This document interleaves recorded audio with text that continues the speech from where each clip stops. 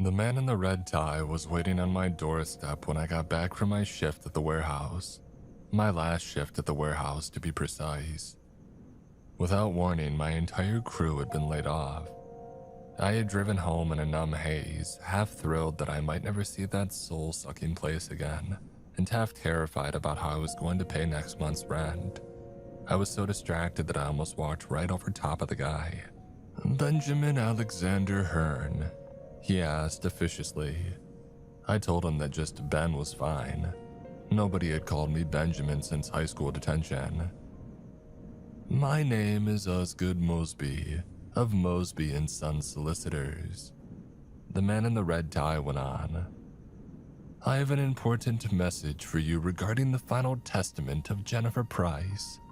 May we speak inside?" Jennifer Price. I hadn't thought about my mother in years.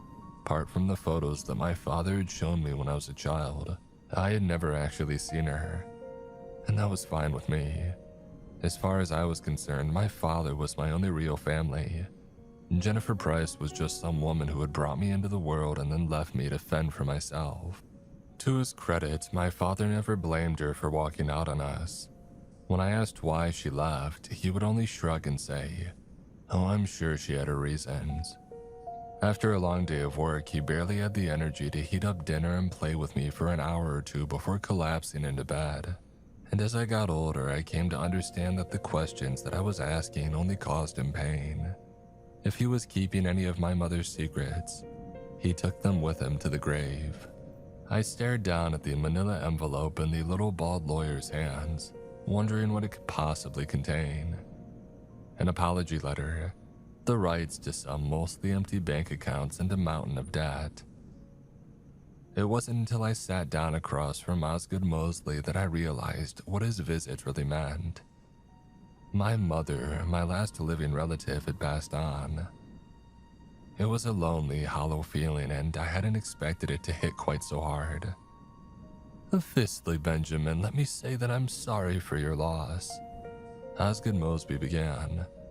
"All these visits are never easy, but we've been entrusted with the execution of your mother's will." The lawyer paused. Something about the situation rubbed him the wrong way, but I couldn't tell what.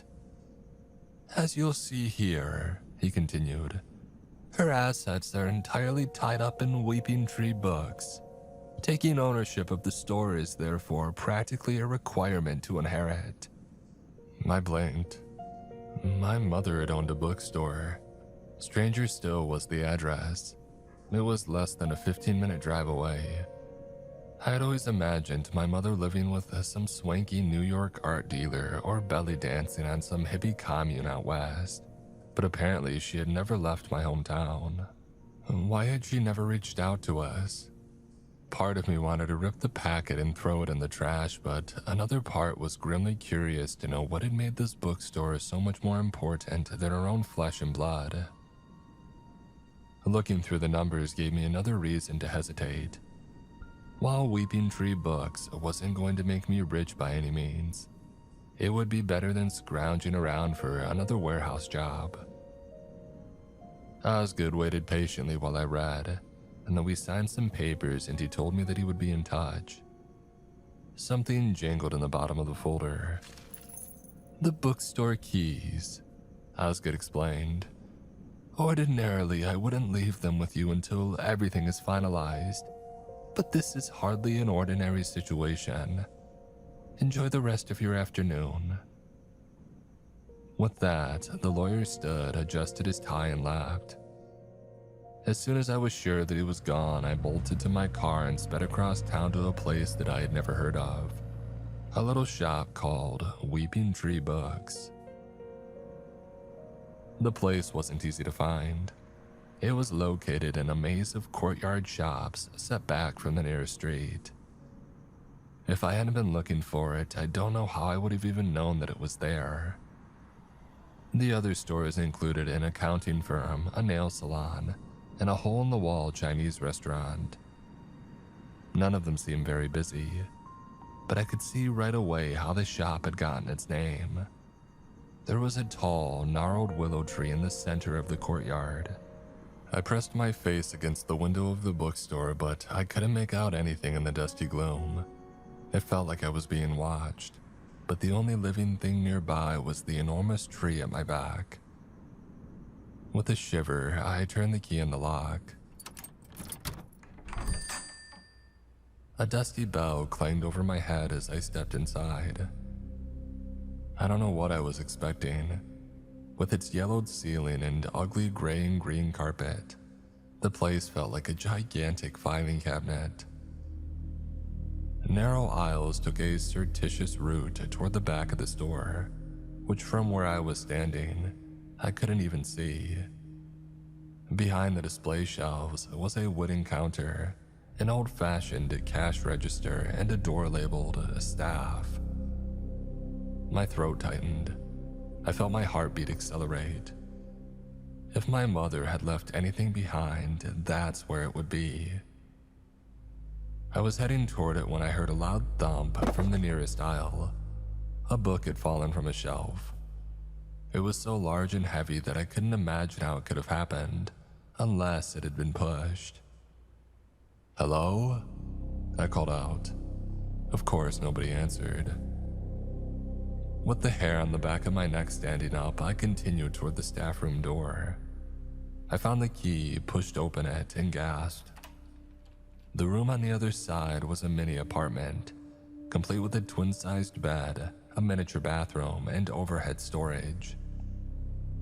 It reminded me of photos that I had seen of living quarters on submarines, rugged and almost cozy, in a claustrophobic sort of way. The bed was unmade, as though somebody, maybe even my mother, had been sleeping in it recently. A woman's clothes were in the cabinets, and there were other signs of life as well. Clothes, perfume, toothpaste. A tiny wrinkled photo was stuck in the corner of the mirror. It was a picture of a baby. Of me. The strangest thing was the total absence of technology. There was no laptop or alarm clock, not even a phone charger. I pulled my own phone from my pocket and discovered uneasily that, even though we were in the middle of town, I didn't have any service. The dusty bell above the main door clanged. A customer. Now I was going to have to explain to them who I was, what I was doing there, and why the shop was in fact still closed. I took a deep breath and turned around. "You're not Jenny." The wispy voice came from a young girl in an old-fashioned dress. The evening sun at her back made it impossible to see her face, but her irritation was clear and a little frightening. I felt like I was being accused of something. Miss Price isn't available right now. We're actually not even open for business, so..." "Jenny said my order would be here. She promised." The girl took a step toward me and extracted something from the apron of her dress. Something bladed and razor sharp that glinted in the dying rays of sunlight. She had a knife. "I want my order." The girl repeated, shaking with anger. I was about to yell something about how I would call the police if she didn't leave, but my cell wasn't working, and even the fragile-looking child in front of me could do a lot of damage to me or herself with that sharp edge before they got here. I put on my dumbest customer service face and asked if she knew where Jenny usually kept the orders. "Beneath the counter, right there." She pointed, as though I might be too stupid to see it. I bent down and found a shelf labeled "Reserved." There was only one book on it, a secondhand copy of some teen slasher novel from the 90s. I stood to hand it to her, only to discover that she was standing behind me. "It's a good thing you had this," she whispered, as she slipped the book out of my hand.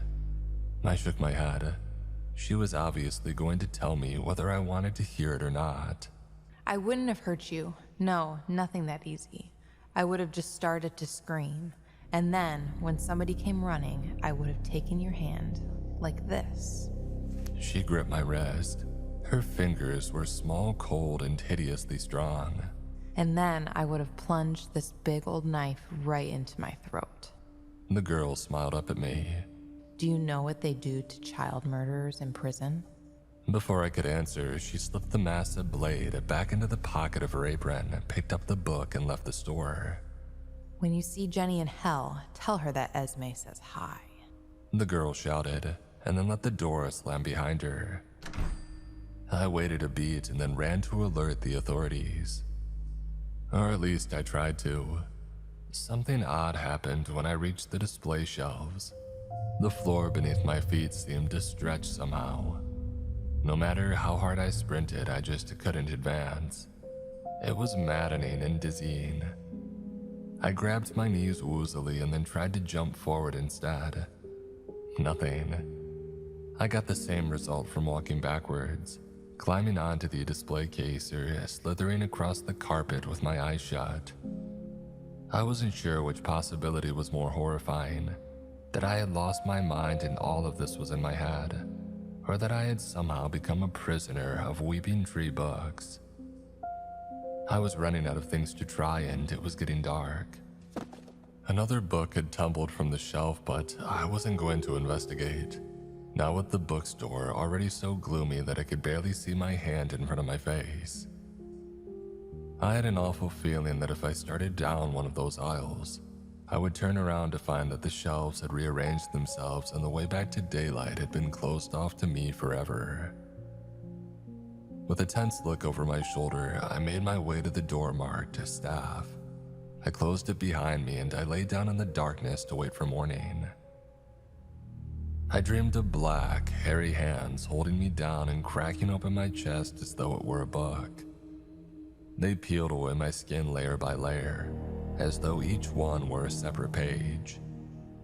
No matter how much it hurt, however, I just didn't have the strength to escape. My eyes snapped open. I had gotten tangled in the bedsheets.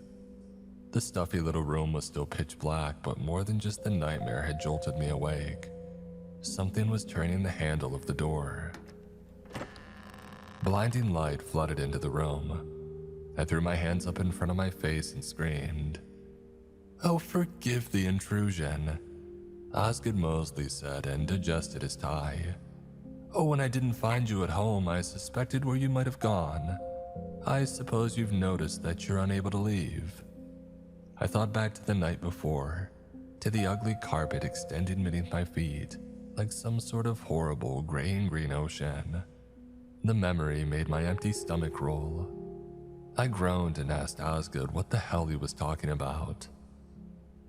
"Oh, you're the bookkeeper now. The store will not permit you to exit. Right now I suppose you're imagining yourself tunneling under the floor or breaking out through the ceiling. But whatever you're thinking, I assure you that another bookkeeper's already tried it and failed. The sooner you accept your fate, the better it will be for everyone involved." I didn't want to believe him, but his words carried the weight of a judge's life sentence. If what he was saying was true, all I had left in the world was what I had walked in with. My wallet and keys, a cell phone that didn't work, and the lighter that I still carried, even though I had quit smoking years ago. I clenched my hands into fists and demanded to know how he could have put me in this situation. Wasn't he supposed to be my mother's attorney? "Oh, I never said Jennifer Price was our client," Osgood huffed, sounding hurt. "I said that we've been charged with the execution of her will. In this case, we work at the behest of the Weeping Tree Books Trust Fund. We have a contract with the Chinese restaurant across the plaza. They'll provide you with 3 meals per day and whatever toiletries you need. If there are any other issues, you can inform me when I come by to empty the till each Friday." I fired off one angry question after another, but Osgood just held up his hand. "Oh, I'm really not at liberty to say anything more, although I do suggest that you avoid damaging or angering the store in any way. If you do," the lawyer chuckled, "the expanding carpet will be the least of your worries." I've never been a violent person. Even when things didn't go my way, I was usually able to keep my temper in check. But something about the smirk on that smug lawyer's face made me see red. As I lunged at him, he backed away until he had passed the display case. No matter how hard I swung my fist now, it wouldn't be enough to get at him. The dictionary that I chucked at his head fell at my feet as though I had simply dropped it. "Good luck, Benjamin." Osgood Mosley sighed and then walked out of the door. It was only after he was gone that I noticed the takeout bag on the counter. I had never eaten lukewarm Kung Pao chicken for breakfast before, but my hunger made it delicious. There was something comforting about the familiarity of the food. It reminded me that no matter how surreal my situation had become, I was still alive and kicking. I had shelter, sustenance, and my faculties intact. I didn't have to go down without a fight. The first order of business was to find the circuit breaker. It turned out to be right behind the door of the staff room. I could have even found it the night before if the shop hadn't been so dim. With the lights finally on, it was time to explore my new prison. By the time that I got to the end of the first aisle, I realized that little wasn't a word that could be applied here. The space was low-ceilinged and narrow, but another room full of shelves expanded to my right and to my left. A steep set of wooden stairs led to still more floors. The rational side of my mind knew that what I was seeing was impossible. There should have been apartments directly above and other stores on either side. But physics didn't seem to matter much inside of Weeping Tree Books. My foot banged against something as I walked. It was the book that had fallen from the shelf the night before. I picked it up and began to read. Benjamin Alexander Hearn didn't know what the little blue book contained, but seeing his own name in it made his stomach queasy. His eyes darted obsessively over the page, completely oblivious to the burning man standing behind him, eager to wrap his charred, bony fingers around his neck. I gasped and looked over my shoulder. The aisle was empty, but I could have sworn that I smelled charcoal in the air. When I glanced back down at the book, its pages were blank. Maybe, I thought queasily, they always had been. The bell above the door clanged, and I was grateful for an excuse to hurry back to the counter. The freckly, curly-haired guy in the doorway fiddled uneasily with the device in his hand while he waited. "Sign for this," he grunted, nudging the cardboard box in front of him with the toe of his boot. When I asked what was inside, he just shrugged. "Hey, don't ask me, man, I just deliver the packages." He squinted hard at me. "Hey, you're new, huh? The lady before was a lot nicer. She always had a pot of tea ready when I stopped by. I technically wasn't supposed to have any because I was on the clock and all, but..." He shrugged again. "She used to say that I reminded her of her son. And do you know what happened to her?" I felt the blood rush from my face. This was too much to handle all at once. I signed for the package, apologized for not having any drinks to offer, and I told him that I would see him next time. "I hope so," he said ominously, and then shouldered back out through the door. Almost reluctantly, I retrieved some scissors from below the counter and opened the box. It contained about 24 secondhand books. 2 were marked as special orders. I thought of Esme and her knife and shivered. The rest bore a note in some weird foreign language. As I looked away from the words, however, they seemed to come into focus. It was as though I could only read them from the corner of my eye. The message they carried was even stranger. "Stock before nightfall," it read. It appeared that I would be exploring the rest of the store sooner than I thought. I loaded the books onto the handcart beside the staff room and headed into the depths of the bookstore, making sure to take a different aisle than I had the first time. It was that quick decision, seemingly unimportant at the time, which ultimately saved my life. As I walked, I became aware of a thin red wire running along the floor. It bent and twisted with the bookshelves, turning at random, and I found myself following it. Since I didn't know where I was going, it didn't matter which route I took. What mattered was being able to find my way back. At first, I thought that Weeping Tree was laid out like a normal bookstore. There were sections for romance, science fiction, history. There was even a kids section. The further I went, however, the more obvious it became that my impression had been wrong. The signs above the aisles, nooks, and reading areas became more bizarre. Cryptozoology, non-Euclidean geometry, alternate futures. Some of the labels were in other languages, pictures, and hieroglyphics. I wished I could stop and browse through some of them, but I was too busy looking for a section where the delivery books might fit. They all seemed to be old biographies of saints, although not from any religion that I had ever heard of. Sweat ran down my back, my hands were numb from hauling the handcart, and the lights overhead had started to feel like the sun of some sweltering desert. Most disturbing of all, I was no longer sure exactly how long I had been walking. It felt like hours, but it could have been more.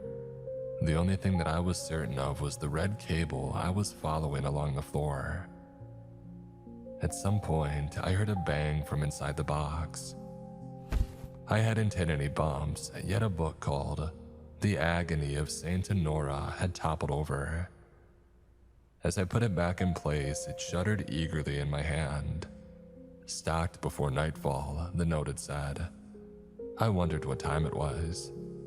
I picked up my pace, barely pausing to inspect the signs above the sections that I passed. Aruspice, eschatology. I sniffled. That weird, charred smell was back. There was a sort of haze in the air too, as though the shelves were filling with smoke. The Burning Man. The thought crossed my mind seconds before I saw him, a black shade wreathed in fire.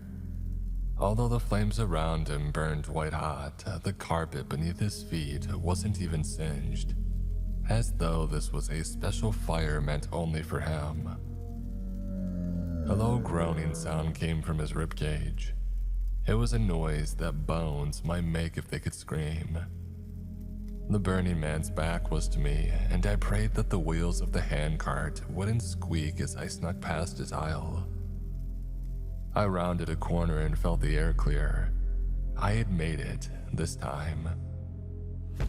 Another angry bang came from inside of the box, reminding me of what I was doing in the depths of the bookstore. A few minutes later, I finally found a section that I thought might fit. Esoteric hagiography.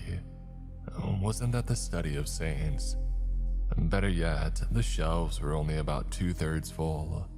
There was more than enough room to do what I needed to and get back to the front desk before what? The cover of The Agony of Saint Honora lifted slightly, as though something was bashing against it from below. A wail came from within, one that reminded me of a woman crying in pain. I scrambled to cram it onto the shelf, and as I slid it into place, I felt someone's cold fingers slip out from between the pages and brush against my own. With a sinking feeling in my gut, I turned back to the box. A large tome bound in what I hoped was leather had flung itself free and it was rattling on the floor.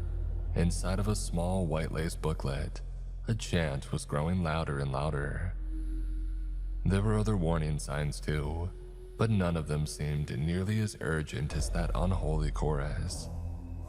It sounded like it was coming from inside of my own skull, and it didn't stop until I put it into place on the shelf. And behind me, the skin-bound tome flipped open.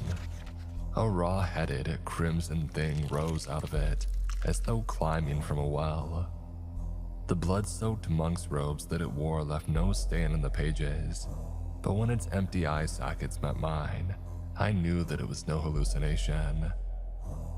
"Sinner," it hissed, pointing a skinless finger directly at me. Other books were struggling to open themselves as well, but there was no time for that now. I had to get away while I still could. I glanced over my shoulder and was horrified to see that where there had been an open aisle behind me, there was now only a sealed wall of bookcases.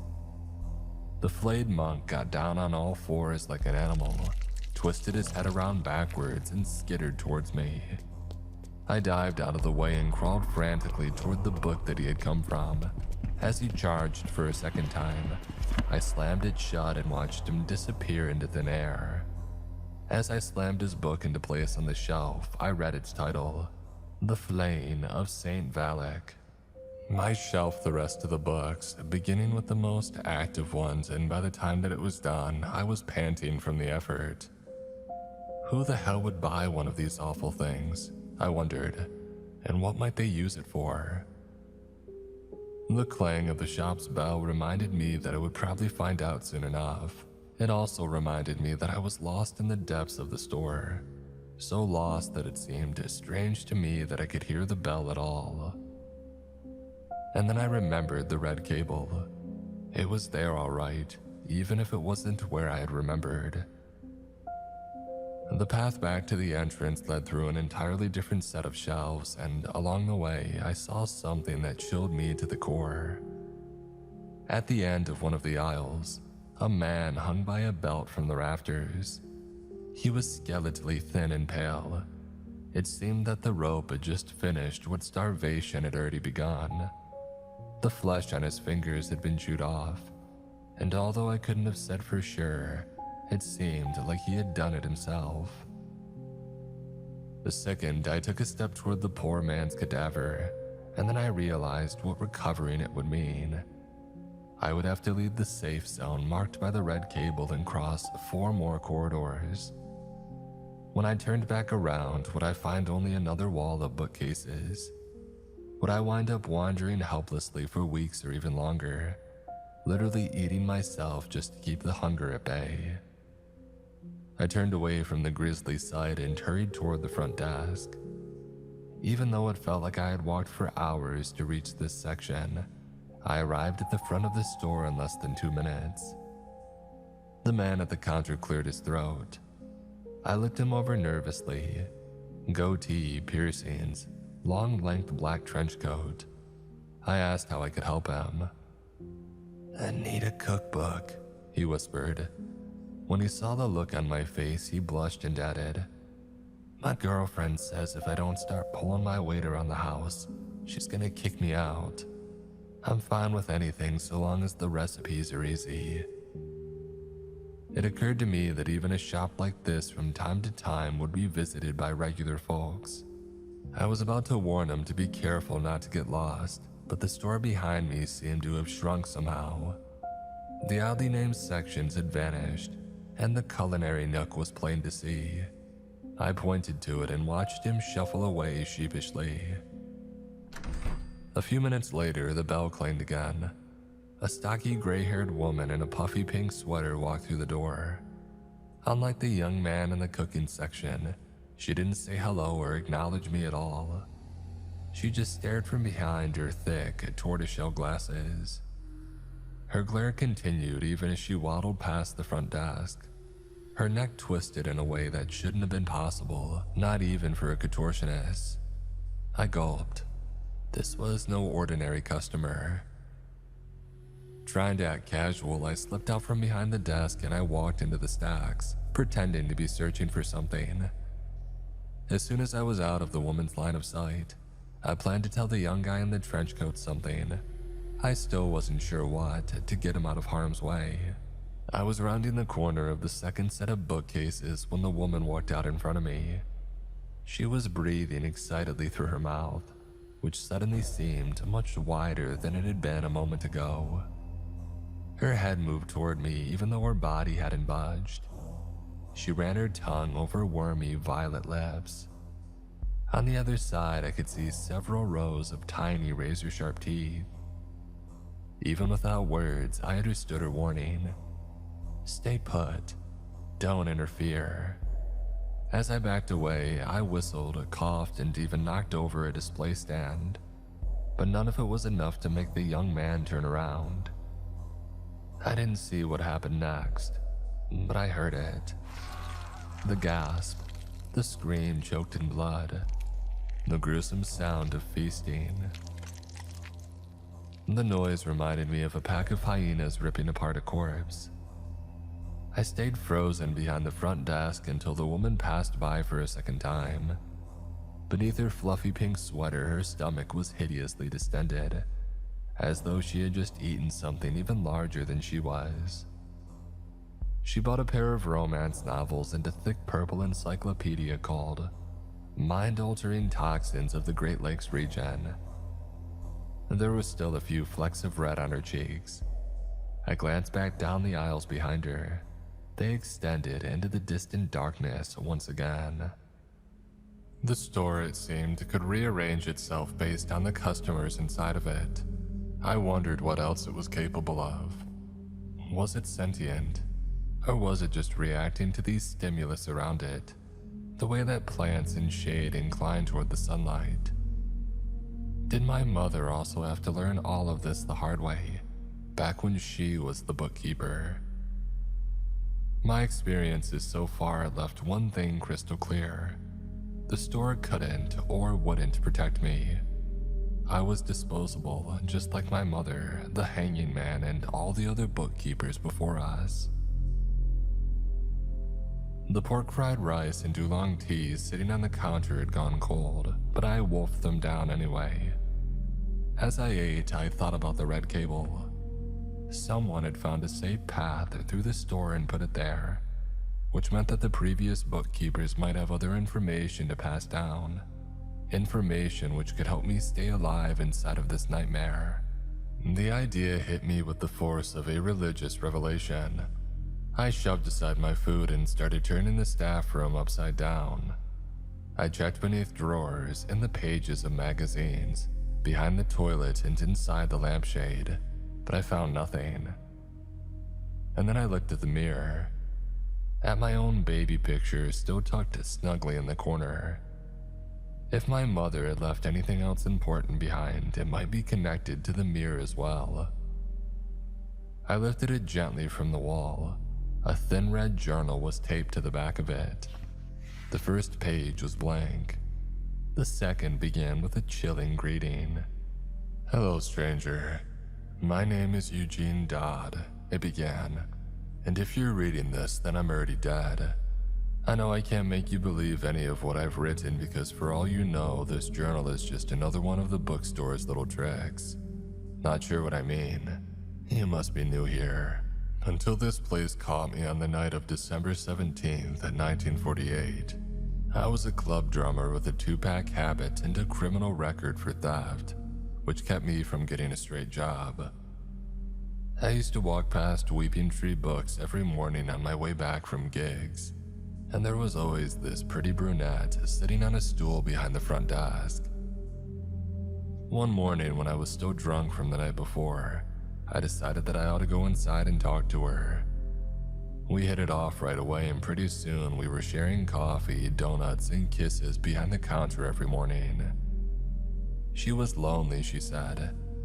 She had an abuser in her life, one who wouldn't let her go, and she wanted my help. She asked me to bring her a pistol so that she could finally be free. By that point, I would have done anything to help her, so I reached out to some of my contacts and got her what she wanted. You should have seen the smile on her face when I walked in the door that snowy December morning, opened up my coat and showed her the .38. She ran up to me, kissed me deep, and took it out of my hand. Then she told me she was sorry and she used it on herself. I was in shock. Even though there was no way anybody could survive a wound like that, I still tried to go find help, but I couldn't get any closer to the door. When I turned around again, the store had absorbed all that was left of the girl I loved. Even the bullet hole in the wall had disappeared like it was never there.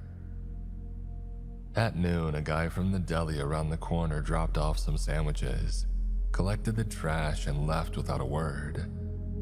Sounds familiar, doesn't it? Here's what I've learned in the past few months. Maybe it'll be useful to you. Then again, maybe not.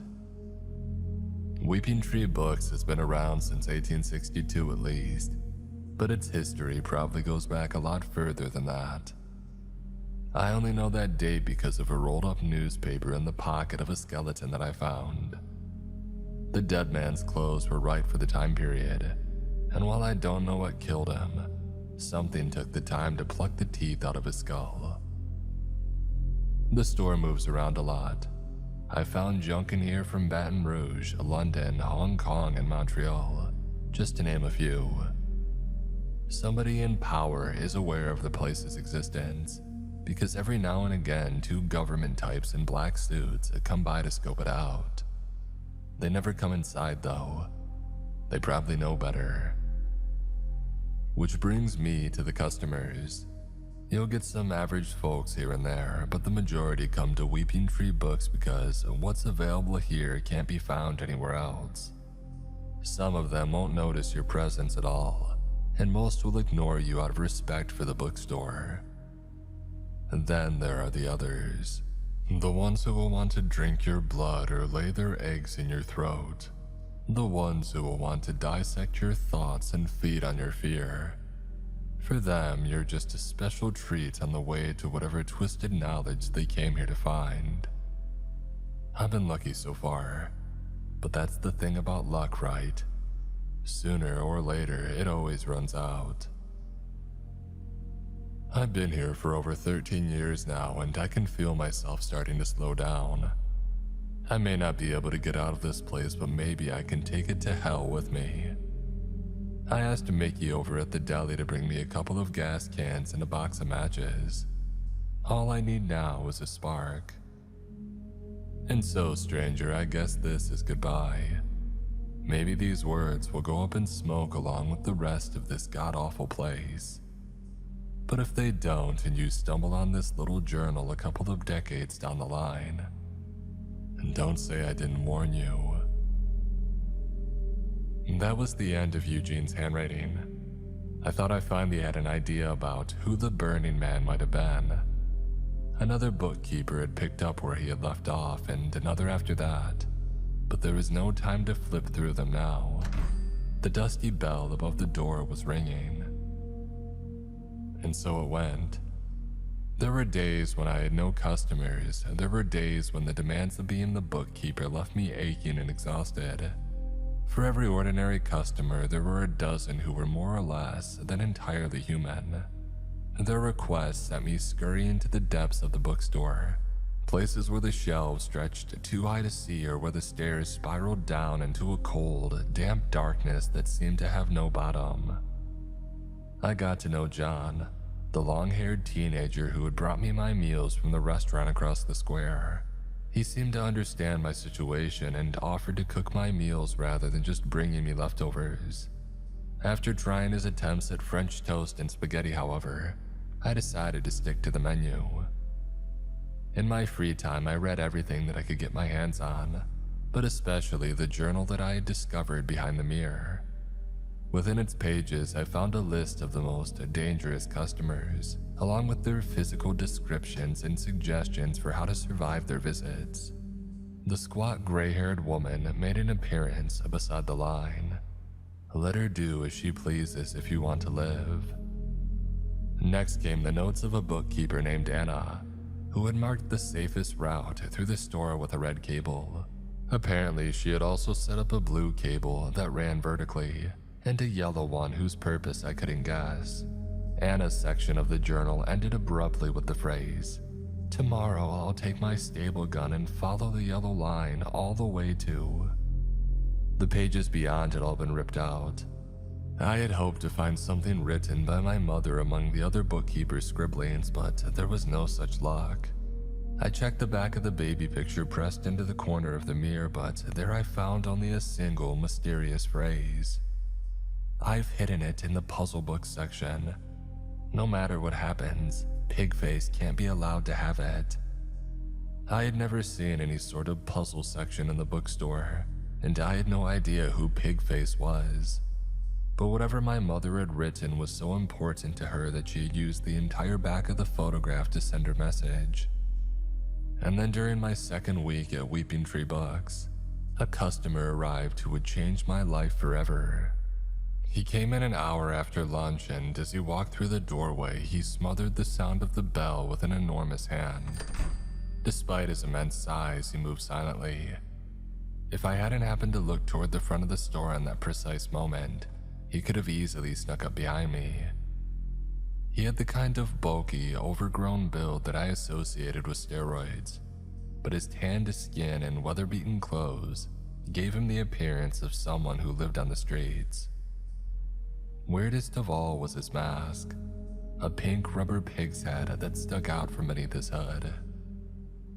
Pig face, I thought, and shuddered. "I'm looking for some stolen property," the huge man rumbled. "It's in here somewhere.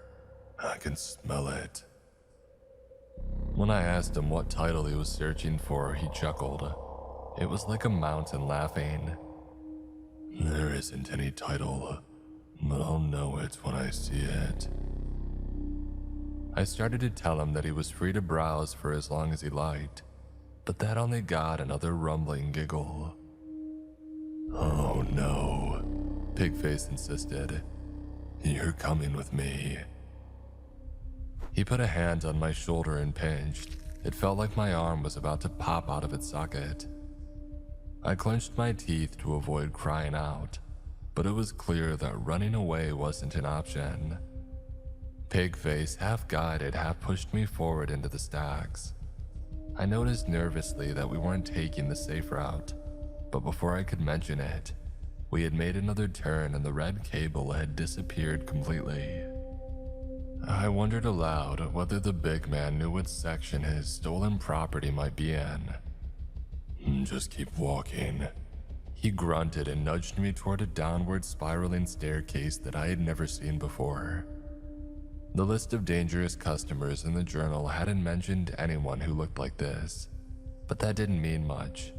Whoever had compiled it had only been the bookkeeper for a few months, and the note about Pigface came afterwards. Each sub-basement we passed was disorientingly similar to the first floor. I kept an eye out for Anna's blue cable, but there was no sign of it. Whoever the big stranger was, he seemed to know exactly what he wanted and where he was going. "There," Pigface rumbled, pointing to the top shelf of a section marked puzzle books. I was so unnerved by how deep we had gone, and by the fact that I couldn't find my way back, that it took me a moment to react. Pigface gestured irritably to the ladder beside the shelf. I figured he was too heavy to climb up it himself. As reluctant as I was to turn my back on him, I put my boot on the base of the ladder and went to retrieve his stolen property. The top shelf was higher than it had looked from below, and the stranger's large size distorted the dizzying view downward. The ladder wobbled uneasily as I grabbed the book that Pigface was pointing to. It was a beautifully embossed volume that looked like it could have been a collection of fairy tales, and I couldn't resist taking a quick peek inside. I pretended to lose my balance and let the book fall open on the rung in front of me. The page I had flipped to showed a photo of some kind of stone pit, one that had been sealed with rusty bars. It looked real enough to touch. And then a pair of hands reached up from the darkness inside. A young boy pressed his face against the bars, mouthing the word "help." I gasped and turned the page, only to find another pit holding another child. I thought of all the stories I had heard about witches and ogres with big burlap bags who came to drag away the bad kids. If there was any truth to them, it wasn't a stretch to imagine that such a creature might be storing his victims inside of an enchanted book. The ladder trembled. Pigface had grabbed it, and now he was jabbing his finger up at me, ordering me to throw him the book right now. I shook my head and told him that I would be down in a minute. Pigface kicked the ladder. I hugged the rungs with one hand and clutched the book against my chest with the other. It was my only bargaining chip. Once the big man got it, he could do whatever he wanted with me. If I was lucky, I might end up in one of those cells between those beautifully etched pages. I threw myself against the nearest shelf. Its ledge was barely wide enough to support my sweaty fingers. "There's nowhere to run. If you come down now, I promise that I'll make it quick." I looked left, right, and then at the perilous drop below. Pigface was right, but I wasn't going to admit it. I scooted along the ledge while he followed down below, waiting for me to give in to the inevitable. He was too big to climb up after me, but I figured it was only a matter of time before he decided to knock over whatever shelf I was clinging to. And what would happen then? I scrambled diagonally and down, making sure to stay beyond the reach of these strangers' freakishly long arms. My eyes started up to the single incandescent light bulb illuminating this particular nook of the bookstore, and it gave me an idea. I flung the first hardcover I grabbed at the bulb, and when it shattered, I leapt to the floor in darkness. A shower of other books tumbled down behind me, but I didn't hear any sounds of pursuit as I crawled around the corner and got to my feet. I couldn't even hear the big man's breathing. Where had he gone? A hand clamped down on my face. "Bet you didn't know that I can see in the dark." Pigface tightened his grip on my face a little, but the pressure was enough to make me scream. His free hand closed around his property and all of the captives within. I sniffed. Shortly after the bulb had shattered, I had become aware of a faint smoky smell wafting through the aisles.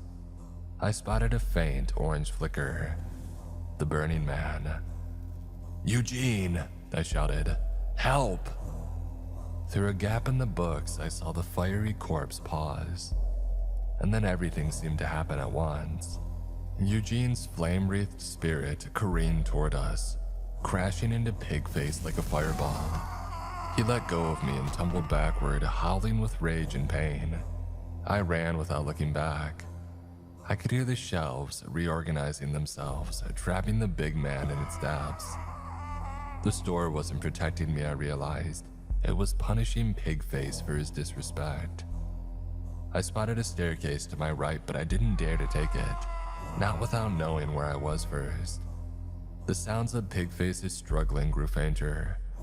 I slowed down and concentrated my energy on searching for the blue cable, the one that Anna claimed she had used to navigate between levels of the bookstore. 4 staircases later, and I finally found it. I followed it to its meeting point with the red cable, and then back to the front desk of Weeping Tree Books. I slammed the big man's volume onto the counter and opened it, this time from the beginning. That charred smell made me look up before I had even begun. Eugene stood at the far end of the aisle holding something in his hand. He flung it toward me and then walked back into the stacks, leaving behind only a smoky haze and a flickering orange glow. After he had gone, I approached and retrieved it. It was a key. Its tip was black as though dyed by ink, and the sight gave me a mad, impossible idea. And then again, these photos of caged pits, these children trapped between the pages of a book. Wasn't that just as crazy? Maybe an insane problem demanded an insane solution. Working fast, I flipped to the first picture that showed one of those awful prisons. A padlock was clearly visible beside the bars. I lowered the key toward it and felt it sink into the page. I twisted it in the lock and then did the same for each cage on the following pages. I was rewarded by the sight of scampering feet and grinning faces. The children were finally breaking free. At any moment, I expected to see Pigface emerge from the depths of the store, covered with hideous burn wounds and roaring for vengeance, but the bookshop stayed silent. It had swallowed him, just like it had swallowed so many others. I knew that I might never learn the truth about how my mother was ensnared by Weeping Tree Books, or what happened to her afterwards. But after so many years of bitterness, I finally felt at peace with her memory. I had fulfilled her last request, one that she had entrusted me to find in spite of the nightmarish circumstances. In a few hours, John will come by with some egg rolls and shrimp fried rice. I'll read a few more chapters of The Long Goodbye, and then crawl into bed before it gets dark. I've learned the hard way not to wander around the store at night. Tomorrow, I'll begin my search for Anna's yellow cable and the missing pages of Eugene's journal. There's no guarantee that it will lead to an escape from Weeping Tree Books, but I've got all the time in the world to find out.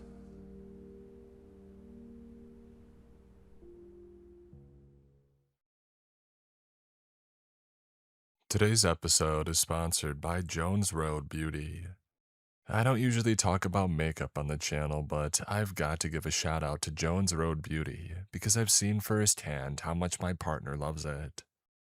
She used to have a whole routine with different products and it always seemed like it took forever. And then she started using Jones Road's Miracle Balm, and now she's ready in no time. It gives her that really natural, healthy look instead of looking like she's wearing a ton of makeup. She even uses it as a blush, bronzer, highlighter, and lip tint, so it's replaced several products in her routine. She also recently started using Jones Road's new foundation stick, and she's been raving about it. It gives her a little more coverage when she wants it, but it still looks really natural and never heavy or cakey. Plus, it's made with skin-loving ingredients, so it actually nourishes your skin while you wear it. If somebody in your life is looking for clean, high-performing makeup that's quick and easy to use, check out Jones Road Beauty. Right now, you'll get a free full-sized mascara with your first purchase when you use code MrCreeps at checkout at jonesroadbeauty.com. After you purchase, they'll ask you where you heard about them, so please let them know that our show sent you.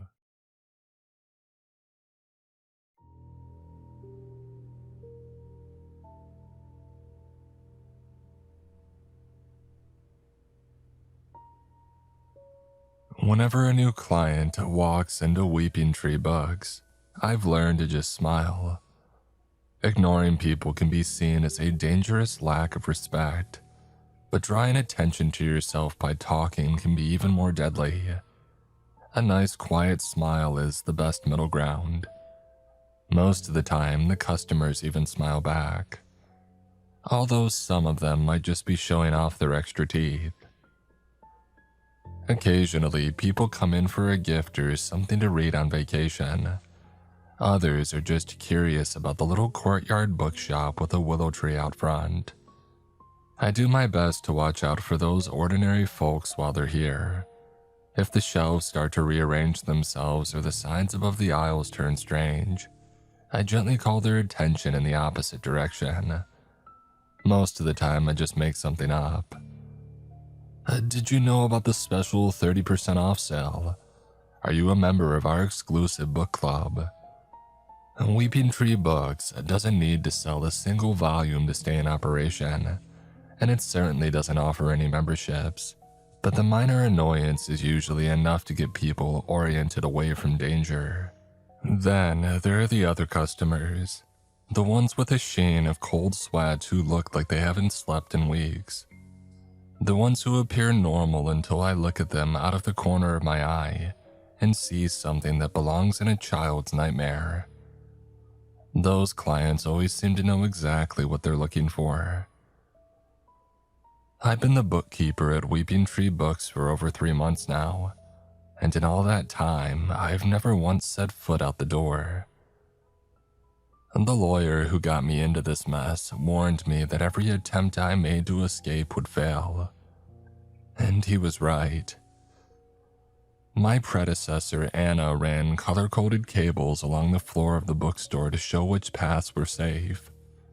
I had hoped that one of them, the yellow one, would show a path out. As I followed it, however, I noticed something disturbing.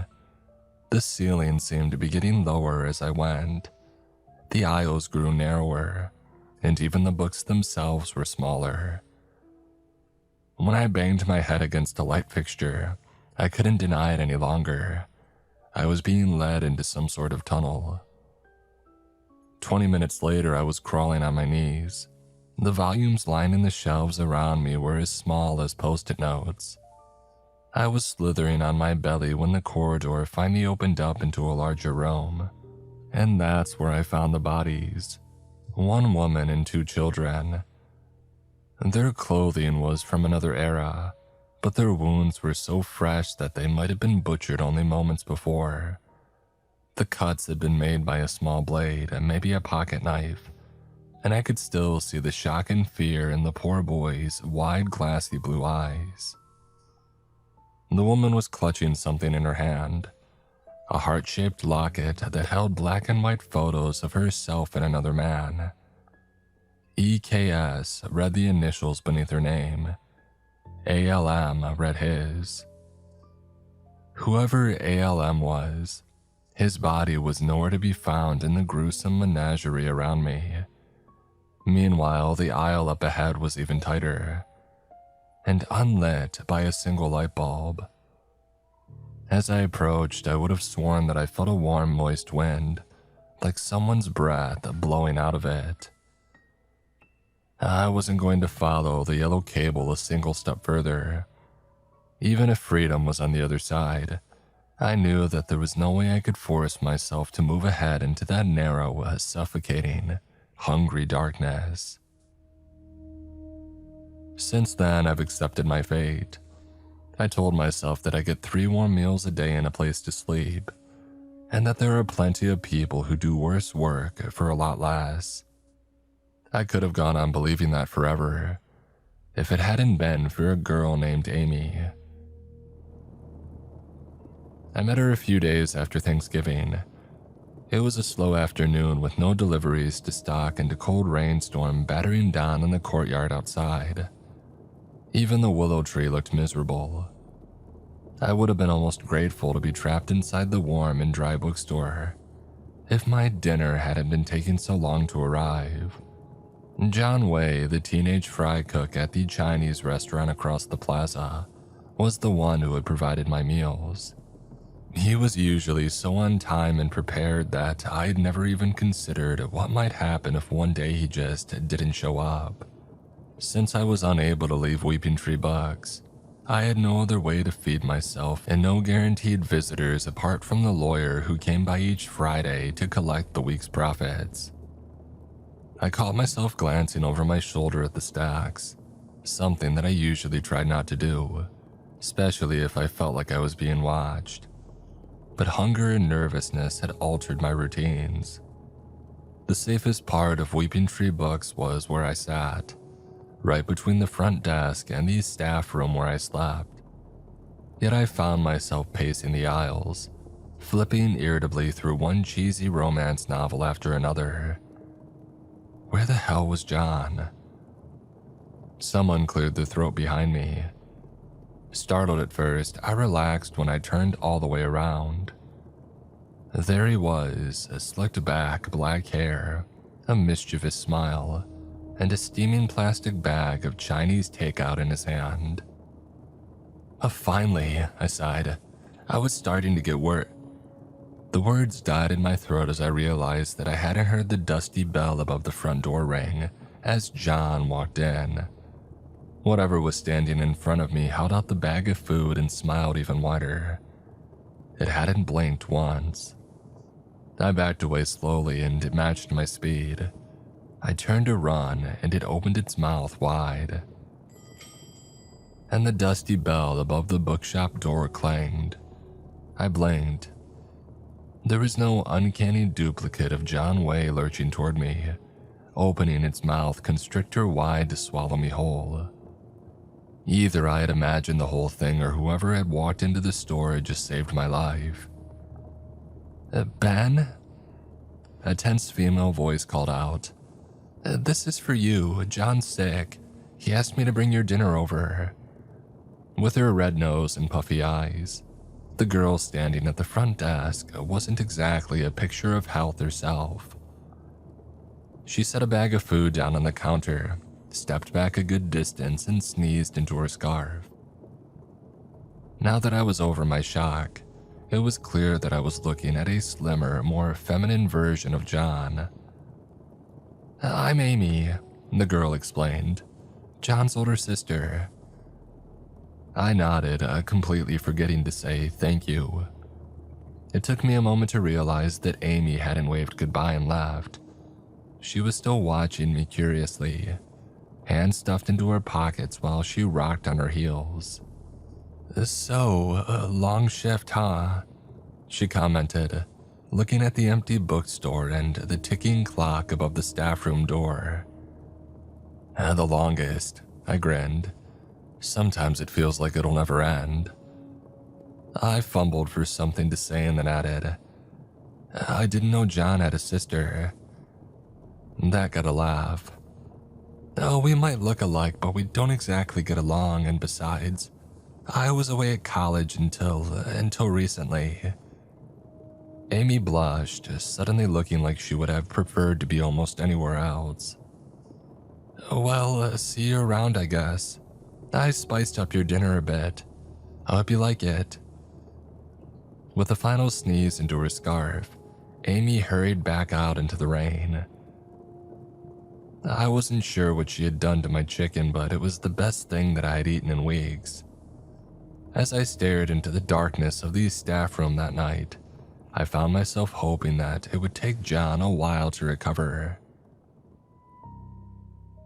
The next day dawned less rainy but just as gloomy. I was disappointed to find that Amy had left my breakfast on the doorstep earlier that morning. I told myself that she must have woken up early to get a head start on her college work. It was better than the possibility that she was avoiding me. Around 11, a large shipment of botany guides arrived and had to be stocked, which meant that I had missed Amy's lunchtime visit too. Then in the afternoon, a customer had arrived who drove John's sister from my mind completely. He was bald and well-built, wearing a brown leather coat and jeans that looked like he had just bought them off the rack. He gave me a brief nod when he came through the door, and he headed directly to the depths of the shop. That set off my alarm bells immediately. If there was one thing that I was sure of, it was that the further one ventured from the front desk, the stronger the strangeness became. I hurried after the guy to warn him, only to find that he had disappeared. Unlike most of the other ordinary clients, the guy seemed to know the layout of the place already. But when he still hadn't reappeared after 2 hours, I started to get worried. It was a relief when I finally heard his quick steps coming down the aisle, but I did wonder what he had been up to for so long back there. Find what you were looking for? I asked. Not today, the guy shrugged, and then left without another look back. Not today. It was an odd comment, most of all because it implied that he would be back. Weeping Tree Books rarely had repeat clients, although whether that was due to amnesia of the shop or just due to the fact that there wasn't much in stock for regular humans, I couldn't have said. Half an hour after the man in the leather jacket left, there was another odd occurrence, one that might have meant everything or nothing. A 20-something redhead in a black overcoat entered the plaza, walked around it in a slow, deliberate circle, and then left. He might have been lost, but he wasn't following the navigation on any phone, nor did he ask anybody in the nail salon next door for directions. I couldn't shake the feeling that his weird behavior and the man in the brown jacket were related, but I had no idea how. I was still mulling it over when Amy arrived with my dinner. Once again, she hesitated before walking out the door. Sorry I left in such a hurry yesterday. It's just when we started talking about school. Amy took a deep breath. The truth is that I quit. The work, the pressure, it was just too much. Everyone is kind and sympathetic in telling me to take my time, but I can tell they're disappointed. My parents, they had so much invested in me, you know. And now... Hey, at least you're not stuck working in a bookstore for the rest of your life, I offered. I guess it's true. There are always worse places you could be. Amy perked up. Have you got any recommendations? How could I tell her that the last book I had flipped through was over a century old, written in symbols rather than letters, and appeared to be about how to manipulate the weather? And before that, I tried to find some relaxing images of nature in a photo guide for the modern hunter. Only the first picture, however, had been taken in the woods. It showed a small house at twilight with the lights on. The photos that followed were just more shots of the same house, closer and closer each time. I quit when the photographer seemed to crawl through the kitchen window. And then there was a little volume called Your Erotic Journey. And the short stories it contained were always uncannily similar to whatever the reader was fantasizing about at the time, which would have been great if it wasn't for the dreams. They were lush, vivid, and followed the stories exactly, apart from their gruesome endings. For weeks afterwards, I woke up shivering, my head full of beautiful faces, with ink-black eyes and the lingering sensation of my limbs severed one by one while I was still alive. "Nope," I replied to Amy's question. "Nothing comes to mind." It was the beginning of our friendship. From that day forward, Amy stayed and chatted for a while whenever she dropped off my meals. I wasn't sure what she saw in me, but I was grateful for the company. Maybe I thought she just needed somebody outside of her family to talk to. When my mother Jennifer was a bookkeeper, she had kept a hot plate and a kettle of tea for visitors. I tried to live up to her tradition, but apart from the occasional friendly delivery driver, I hardly ever had any visitors. Amy's presence made that December a happy and hopeful time for me, or at least as happy and hopeful as any time can be in a place like Weeping Tree Books. Knowing that we would see each other again made my daily grind more bearable, but all that daydreaming also distracted me, making me overlook things whose importance I wouldn't understand until it was already too late. The man in the brown jacket returned often, and each visit was longer than the last. After he gave me the slip for a second time, however, I gave up on trying to follow him or discover what he was doing. And there was something familiar, too, about the young red-headed guy who would stop to stare into the display window for a few minutes, but I barely noticed him. I had more bigger things to think about, and the most urgent was, how was I going to tell her? It was clear from the way that Amy snuggled close to me while we talked and brushed her fingers against mine that we were becoming more than friends. What would happen if she wanted to go see a movie together or take a walk in the park? If I had told her the truth, she would think that I was insane. If I stalled, she would eventually get tired of waiting and move on. The turning point came on Christmas Eve. Amy had brought over a string of colored lights and asked if she could put them up in the bookshop window to make the place more festive. I agreed, and not wanting to admit that I was unable to walk past the display shelf to help. She was still working when the man in the brown jacket strode out of the door, as businesslike as ever. Suddenly, Amy paused. "What is it?" "I think I know that guy," she muttered. "From my PhD program." "No, it can't be. Jacob wouldn't be caught dead in a leather jacket." Until that moment, I hadn't realized that Amy had been just as elusive about her time at college as I was about my work at the bookstore. What had she studied? Why had she quit? That night, when she came back with a 3-course meal and a bottle of wine to share in the glow of the festive lights, those questions were the last thing on my mind. Amy wound up spending the night with me. I made up all sorts of excuses to justify why I was allowing her to stay without warning her about the bookstore's dangers, but the simple and selfish truth was that I wanted her more than I cared about the potential consequences. We drifted off to sleep in each other's arms and woke to the sound of crying outside the door. "What's that noise?" Amy mumbled groggily, and then sat up and felt around for her clothes in the dark. "It sounds like some kid is hurt."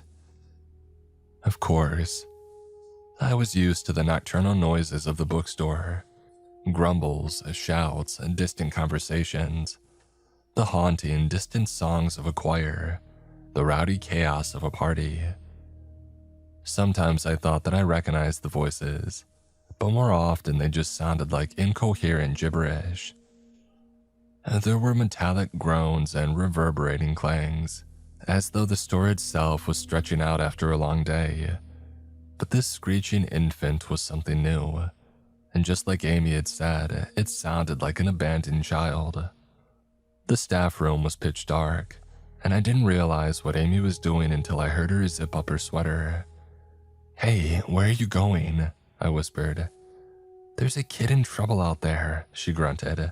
"We've got to do something." I tried to argue that the noise was coming from the apartments up above, and that she couldn't possibly be hearing what she thought she was hearing inside of a closed-down bookstore. But Amy refused to listen. "When John was little, I went out to the backyard while I was supposed to be watching him.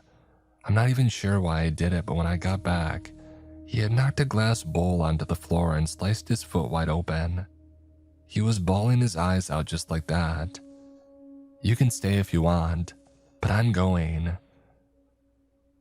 While I fumbled around for more excuses, Amy found the light switch and opened the staff room door. It was around 3 a.m., the blackest hour of the night, and the concrete plaza outside was covered by a fine layer of snow. The crying seemed to be coming from 2 or 3 aisles away, and Amy was already hurrying toward it. A heap of white sheets lay between the shelves. Something wiggled underneath. "Amy, stop!" I hissed, grabbing her wrist. She had dragged me halfway down the aisle toward the pile when the wrongness of the whole thing finally seemed to dawn on her. The bookstore's eerie yellowish lights, the lateness of the hour, the presence of that squirming bundle, with no sign of how it had come to be there or why. Whatever was beneath the blanket must have noticed our presence as well. After a few more half-hearted cries, it had stopped whimpering. It was waiting for us to come closer. When no one moved, the bundle of white cloth inched tentatively in our direction. Amy took a nervous step back, and suddenly it was scrambling toward us with a predator's speed, crying not from pain but from the thrill of the hunt. Amy and I crashed into each other in our mad dash for the staff room door. We closed and barricaded it behind us, but I wasn't sure if it would be enough. I usually survived the nights in Weeping Tree Books by laying low and not drawing attention to myself, not by having some sort of defense system. Something slammed against the door hard enough to rattle it. Amy and I braced it with our backs and felt the second slam reverberate through our bones. I didn't think the hinges could survive a third blow. The bookstore fell silent, and then we heard it, a low, moaning cry, trying to lure us out once more. After what felt like an eternity, it gave up, or at least seemed to. The only noise was the rumble of the heating system and our own panting, frightened breaths. What the hell was that? I told Amy everything. If there was ever a time that she might believe me, it was now. To my surprise, she accepted the whole story at face value.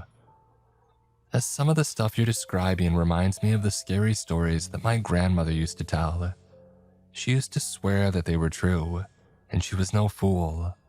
Besides, Amy added, the idea of a bookstore that defies the laws of physics, it's actually not too far off from what I was studying. Amy explained that Dr. Balash, her thesis mentor, specialized in the study of anomalies in physics, places where gravity seemed to work the wrong way or that it measured larger on the inside than on the outside. He saw himself as a champion for truth, disproving what he considered to be crackpot conspiracy theories and bad science. I always got the impression that Dr. Balash actually had 2 lines of research, a public one that he shared with the world, and a private one that was limited to just a few of his preferred students. like Jacob. At the time, I felt awful about not being admitted to his inner circle, but looking back, I'm almost grateful. The more time that passes, the more it feels like a cult. There was no way that Amy and I were getting back to sleep after what we had just experienced, so we talked until we saw daylight through the crack beneath the door. When Amy yanked it open, I held the chair at the ready just in case. But there was nothing on the other side apart from an abandoned white sheet and some fresh, fingernail-sized scrapes on the door. "If you don't want to come back," I told Amy. "Trust me, I understand." "Are you kidding?" Amy shook her head. "This is the most incredible thing that I've ever seen. And it was right across from my parents' restaurant all along." For an awful moment, I feared that the store would trap Amy on her way past the display case, just as it did for me.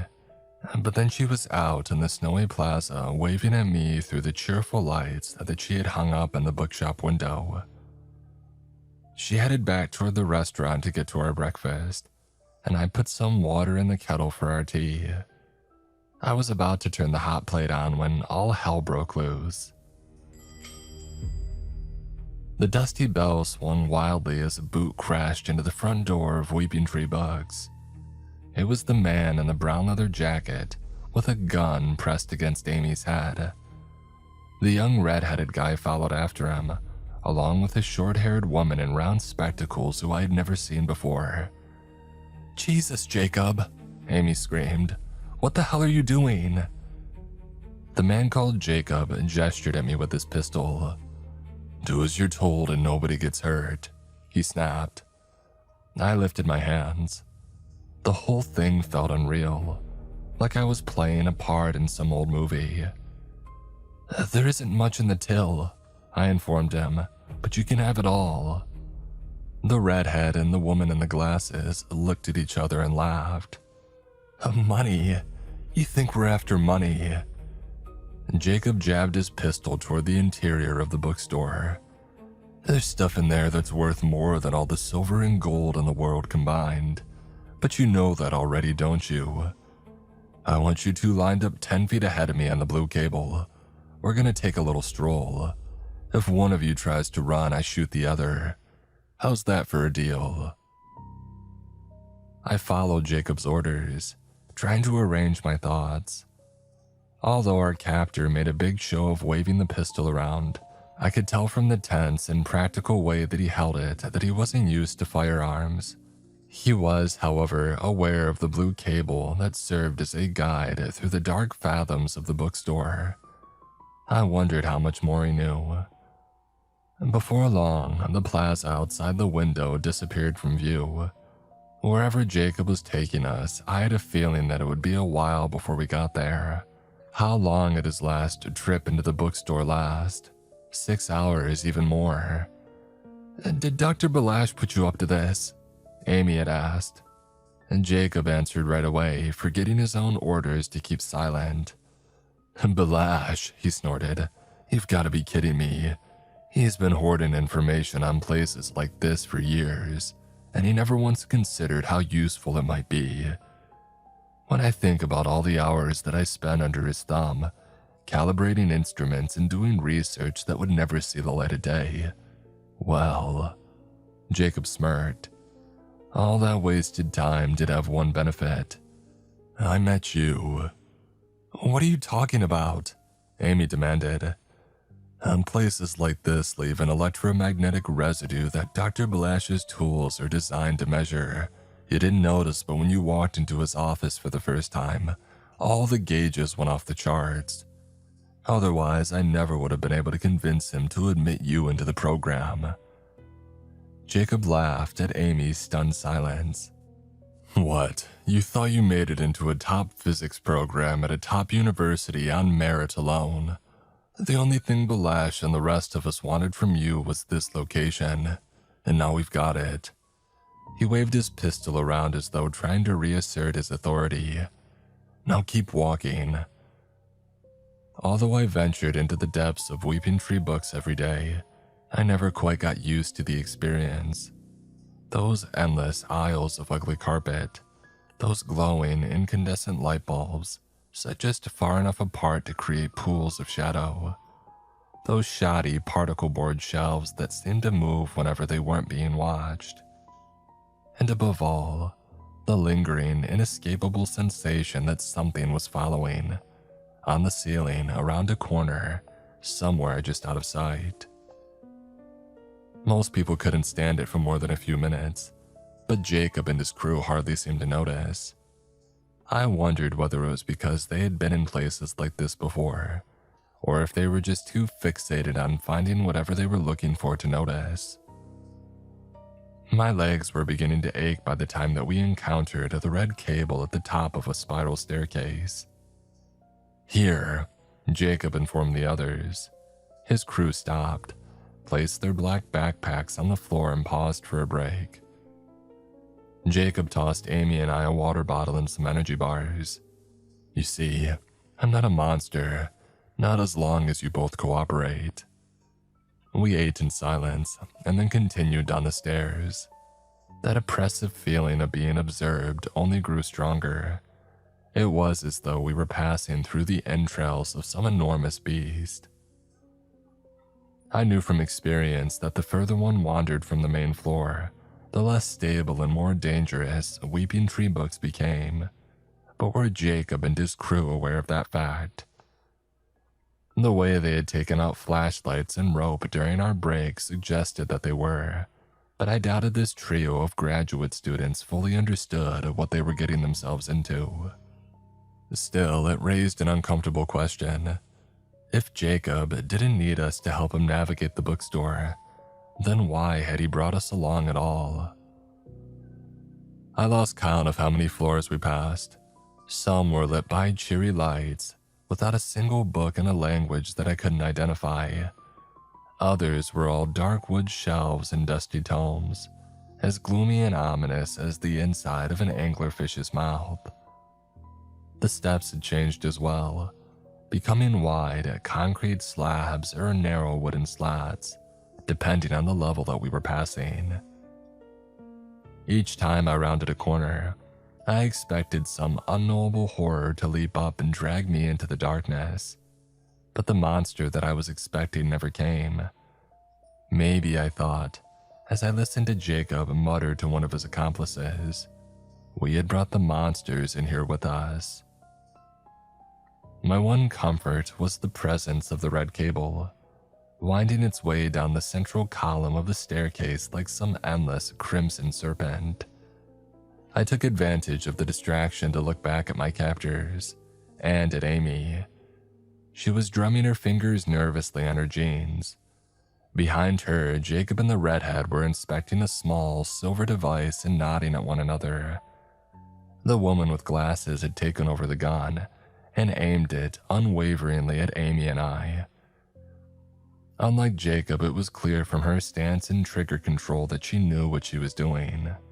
Phones and internet didn't work inside of Weeping Tree books, but the device in the redhead's palm seemed simpler than that, almost like a mercury thermometer for supernatural activity. I realized that it was probably the same device that I had seen him using in the plaza several days earlier, and while I couldn't imagine what it might be pointing to, we seemed to be almost there. Black and white were the only colors on the next floor. The surgically bright fluorescent lights were a far cry from the cozy, incandescent bulbs that I was used to, and the polished tile floor gave the place the ambience of a sinister hospital. The shelves were all white metal, and binders lining them were all the same identical shade of black. With my red sweater and khaki pants, I felt like an invader as we exited the stairwell. Suddenly, I wanted very badly to hold Amy's hand, or anybody's hand for that matter. This didn't seem like a place where humans should go. Jacob cleared his throat. I got moving. There was no text on the shelves here, nor any indication of where we should go apart from the redhead's weird device. I kept glancing back at the stairs, hoping that they wouldn't just disappear. The total silence magnified the echo of pages turning up ahead.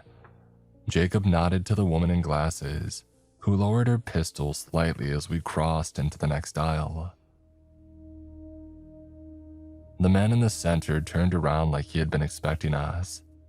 His striped pants, suspenders, and white-collared shirt had probably been stylish about 100 years ago, but now they were in tatters.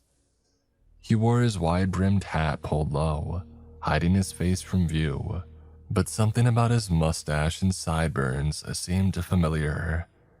"Arthur Lane Mackle?" Jacob inquired. The man smiled, revealing hideously receded, purplish black gums. The name triggered something in my memory, that ever-tightening aisle, the corpses, the locket, ALM. Arthur Lane Mackle. I was looking at the last living member of that butchered family, although I wasn't sure living was the right word.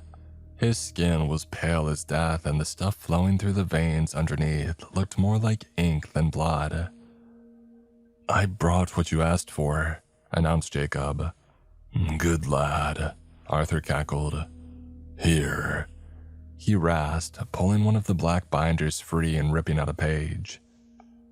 "This one might interest you. On the fabrication of plagues, written by a 16th century warlock. Very rare, very effective, and very valuable to the people up there, I'm sure." The paper that he handed to Jacob seemed to be a map of sorts, a guide from this room to a specific shelf in the bookstore. I noticed something else as well. The bumps on the spine of the binder and along the shelves weren't any accident. They were braille.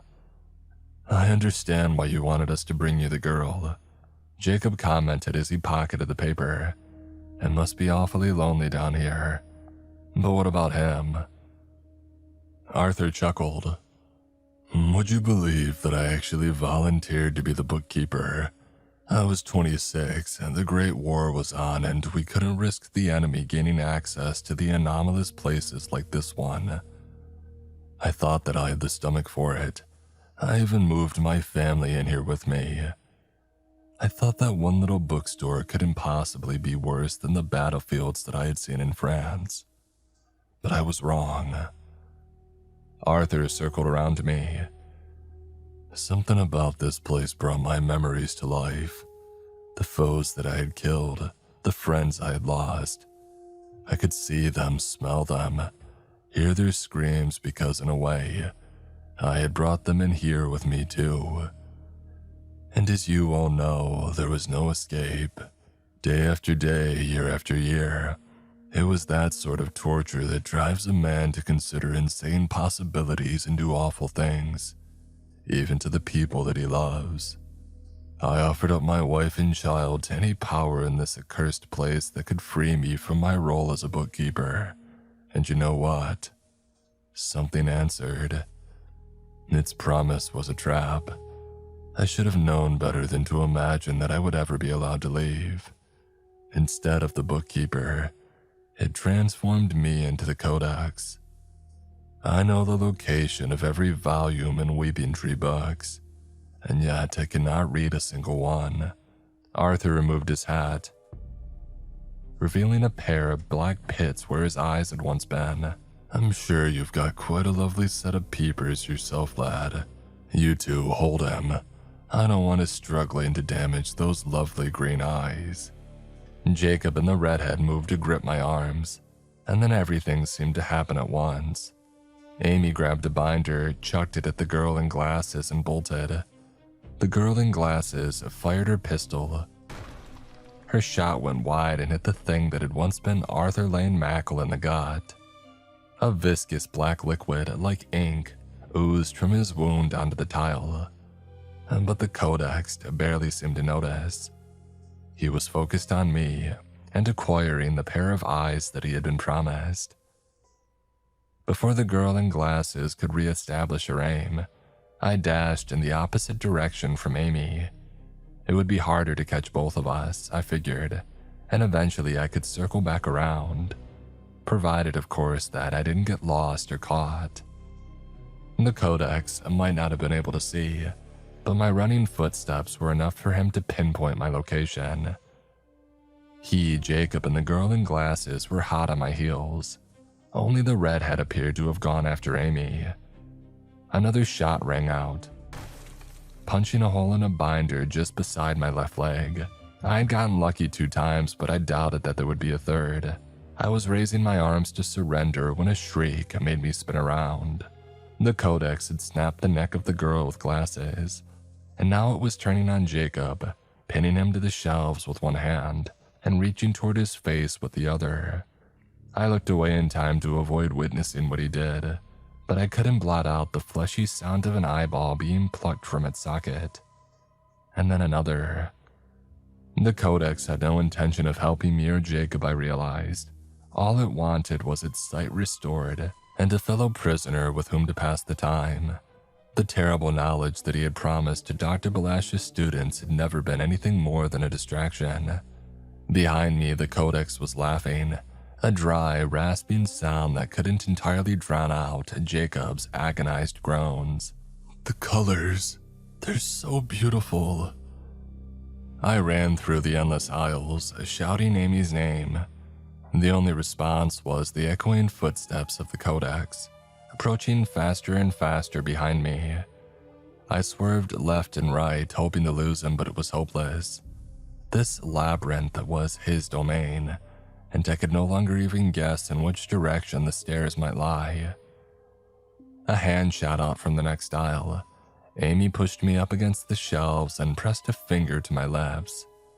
Even faster footfalls were approaching from our left.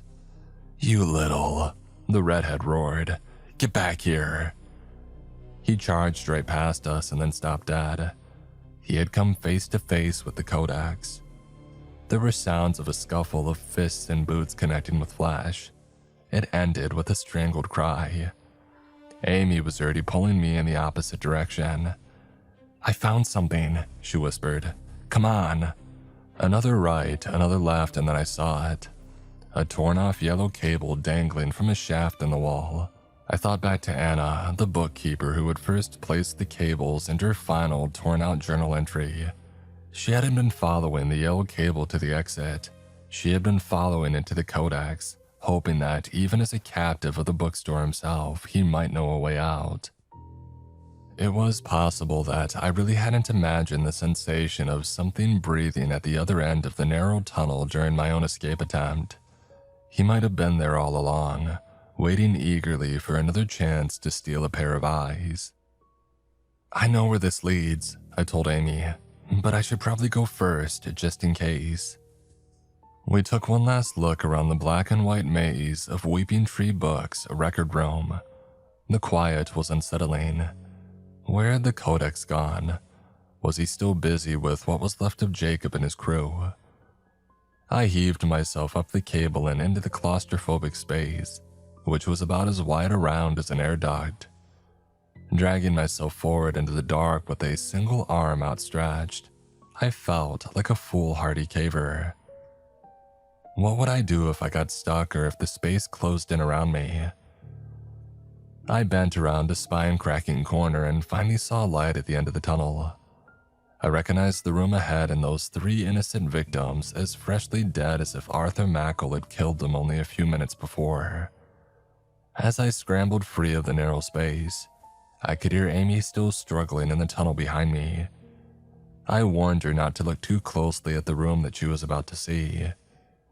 She had just rounded the hairpin turn when her eyes widened. Without warning, she slipped backward. "He's got me," Amy yelped. I grabbed her arms and pulled. Amy screamed, caught in a painful tug-of-war, one that I knew I would lose. I could feel the muscles in my legs starting to give out. The codex had more hateful strength in a single hand than I had in my whole body. And then, with a snap and a grunt, Amy slipped free and came crashing out onto my chest. I almost didn't want to inspect the damage. What if her foot had been torn off, or worse? A bruising, bloodied handprint covered Amy's bare ankle, but the only thing missing was her sock and sneaker. The codex didn't come crawling out of that awful tunnel after us. probably because he was a prisoner of the records room, just as I was a prisoner of the rest of the store. A fact which made me realize exactly how much Arthur Mackle's bitter sacrifice had cost him. Rather than being trapped for one lifespan in the bizarre bookstore, he was trapped for eternity in a single room, a room that up until now he had been unable to even see. "Are you all right?" I asked Amy. "No, but I'll live." Amy limped to a standing position and draped her arm around my shoulders.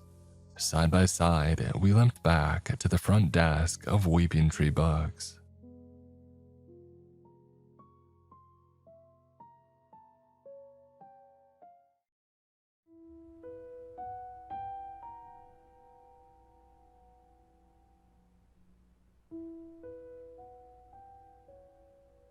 "What are you going to do now?" It was the morning after New Year's Eve. Amy and I sat at the counter of Weeping Tree Books and watched a freezing wind blow across the plaza outside. I hoped she couldn't hear the nervousness in my question. Amy watched the steam rising from her cup of tea for a long time before she spoke. "I don't know," she sighed. "I think that I want to finish my doctorate. Now that I know for a fact that places like this exist, how can I not be a little bit curious? And maybe during my research I'll find a way to, to get me out of here." She didn't say it out loud, but I knew that she was thinking it. I nodded and tried to smile. I mean, what else could I do? We had been through a lot together, but how could I ask her to be with me? A man who was trapped in this place until the moment of his own gruesome death. You should have seen the looks on my parents' faces when I told them that all those cuts and bruises were from a car accident on Christmas Eve. Amy rambled on, trying to fill the uncomfortable silence. "Oh, I thought they were going to kill me." As soon as I said that I was going back to school, though, it was applause and hugs and sweets all around. At least it stopped them from asking any more questions.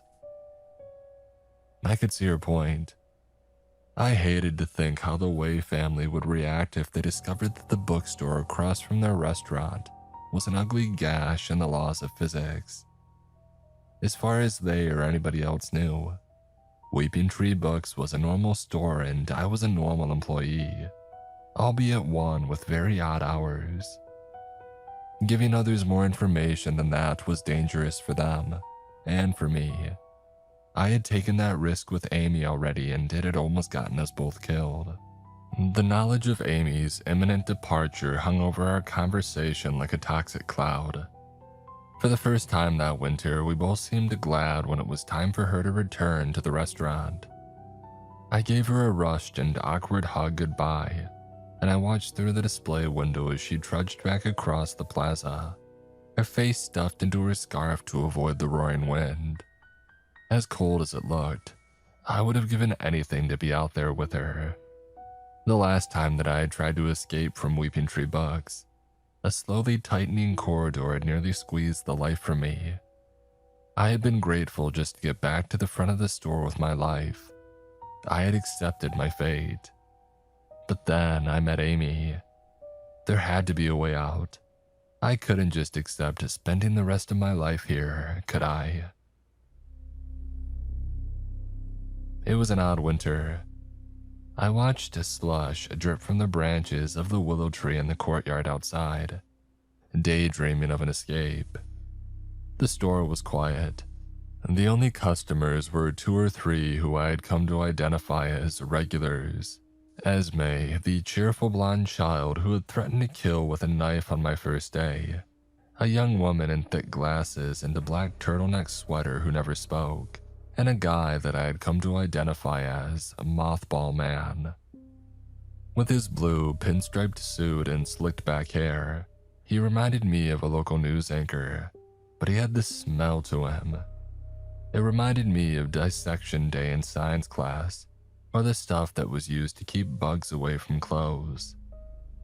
I wondered if he worked in a chemical plant or something. One cloudy evening around the end of February, Mothball Man hesitated by my counter after making his purchase. "It's almost time, you know," he hissed. "And Jenny was wise enough to prepare.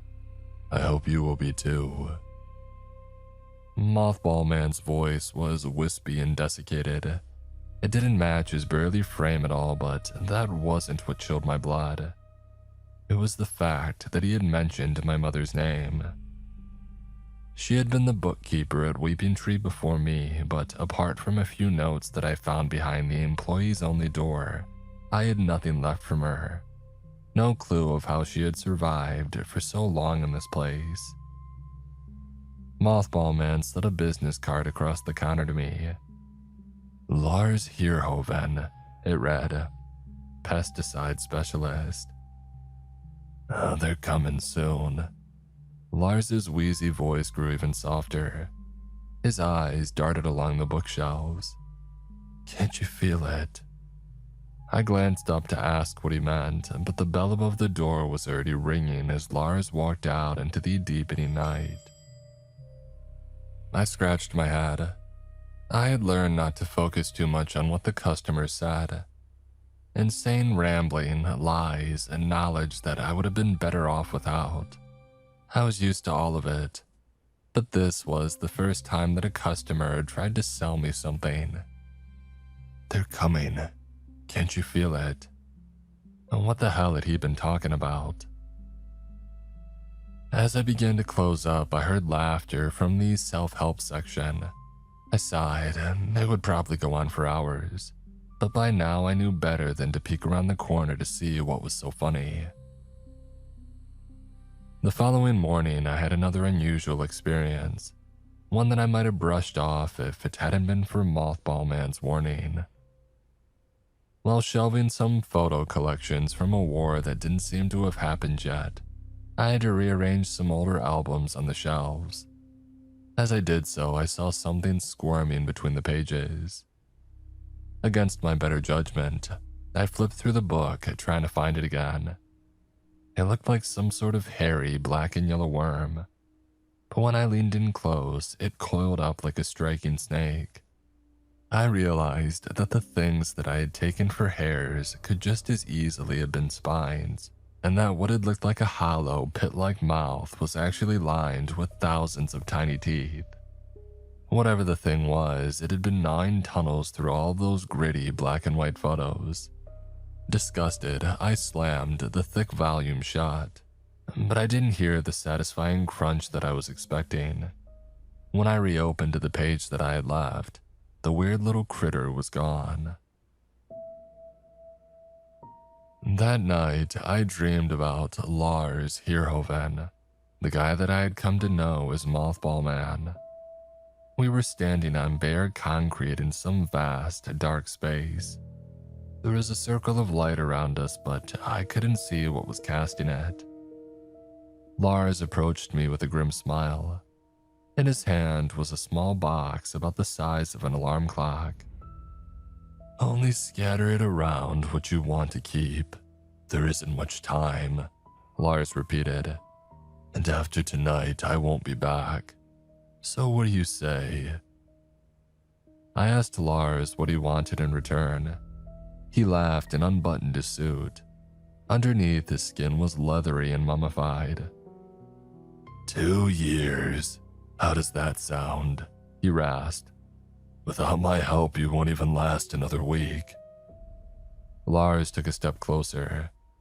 "You met one of them, didn't you? I can see it in your eyes. How would you like to meet a few dozen, or maybe a few million? Those little teeth can chew through flesh just as well as they can chew through paper, you know." I felt a crawling sensation on my arm, as though a tiny, hair-covered worm was wiggling up it. When I smacked it away, there was nothing there.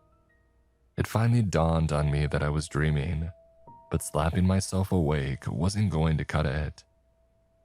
My hammering heartbeat, the sweat running down my neck, it all felt so real.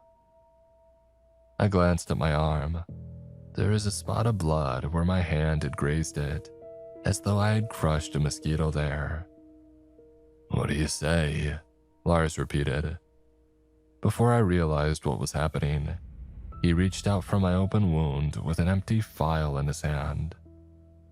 I sat up in the employee's room with a gasp. There was a rust-colored stain on the bedsheets beneath my right arm, and a familiar-looking box on the nightstand. I suddenly felt a couple of years older. I nervously fiddled with the corners of the box. Was it really the one from my dream? It had the same dull grayish-beige color, and despite the importance that Lars had given to it, it hardly seemed to weigh anything at all. I thought about Pandora as I lifted the flimsy cardboard lid. Inside was a yellowish powder. I brushed my fingers against it and they burned. I sprang back with a yelp, but the painful sensation didn't stop until I had wiped away every grain of the stuff. I realized uncomfortably that it smelled an awful lot like Mothball Man himself. What was it that Lars had said? Only scattered around what I wanted to keep. I made a note to ask John Way to pick up some rubber gloves, but to my surprise, he wasn't the one who had brought over my evening meal. As overjoyed as I was to see Amy, all I could think of to say was an awkward, "Oh, what are you doing here?" "Oh, I have a 3-day weekend, so I figured," she trailed off. "Didn't you get my letter?" Since phones and all other electronic devices functioned strangely or not at all within the walls of Weeping Tree Books, we had decided to communicate the old-fashioned way. But apparently even that wasn't working. I struggled to make conversation while I wondered what had happened to my mail. It was just another riddle, I thought bitterly, one whose answer I figured I was better off not knowing. Amy wanted to stay over. I reflected on the wriggling thing that I had seen between the pages, the bloodstains on my sheets, and the strange box of powder on my bedside table. I told her that it wasn't a good night. Amy looked from me to her overnight bag and bit her lip disappointedly. Before I knew what I was doing, I slid over the counter and I threw my arms around her. A few hours later, we sat together in the employee's room inspecting Lars's box. Amy had decided that gloves weren't enough. She had also brought over goggles, a plastic apron, and a spoon to handle the stuff. She scattered a bit of it in a careful line in front of the door. We waited for something to happen, but nothing did. "So, this Lars guy gave you this stuff, but he didn't tell you how much of it to use, how long it lasts, and what it does?" Amy asked incredulously. Pretty much," I nodded. Amy shook her head and warned me to be careful. She didn't have to tell me twice. I had hoped that the more time I spent as the bookkeeper of Weeping Tree Books, the more comfortable I would become with its peculiarities. But there was no way to predict what might rise out of its depths next. As Amy and I said our goodbyes the next morning, I tried to not think about what could be worming through the shelves behind me.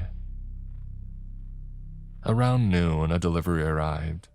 Like my mother Jennifer before me, I always offered tea and snacks to the drivers if they wanted to stop and share it. Until I met Amy, they were my only source of news from the outside world, and chatting with a regular person for a few minutes did wonders for my mental health. And just as importantly, it sometimes gave me important insights into the contents of all those anonymous boxes. Today's driver was Jacob, a young red-headed guy who had been friends with my mother. This is a weird one," Jacob told me, gesturing to the words scrawled in marker on the 3 boxes that he had carried in. "Store in back and keep away from fire." There were singe marks on the corners of the cardboard. I leaned in for a closer look and tasted ash on the tip of my finger. My eyes watered as though the room had begun to fill with smoke. And was it just me, or did the air suddenly feel a little bit hotter too? I used a wooden ruler to lift one of the box flaps just a bit, but the volumes inside were burnt to a crisp. Why the hell would anybody want a burnt book? I wondered. You see what I mean? Jacob asked. I did, but I was focused on something else. A hairy black and yellow worm that had dropped down from the ceiling onto Jacob's shoulder. It was wriggling towards his neck. I leapt toward him with a shout and I smacked it away with the ruler. Hey, Jacob coughed, choking on the last of his tea. What's your problem? Look at that, I yelled, pointing at the creature that even now was squirming back toward the bookshelves.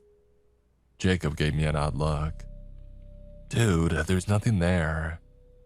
The delivery driver took a few nervous steps backward, as though I were about to attack him. You know, Jacob muttered, Jenny used to say that everybody who worked here eventually died or went crazy. She asked me to let her know if I ever noticed her slipping, and I figured that I should do the same for you. I'm warning you now, Ben. It seems like you're losing it. I barely heard him. I dashed to the employee's room, slipped on my gloves, and tossed a handful of Lars's powder onto the squirming thing. It writhed and curled in on itself and emitted a horrid shriek. A few seconds later, it stopped moving and seemed to crumble into dust. You can't tell me you didn't hear that. I shouted triumphantly at Jacob, but he was already retreating out the door as though he couldn't wait to be gone.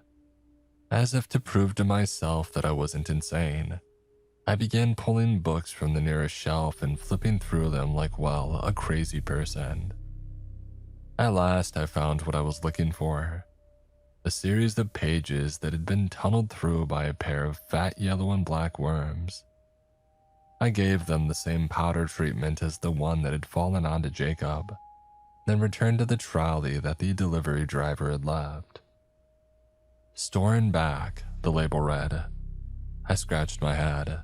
In all my explorations and escape attempts, I had never once found an end to Weeping Tree books. Where exactly was this delivery meant to go? And what would happen if it didn't arrive there on time?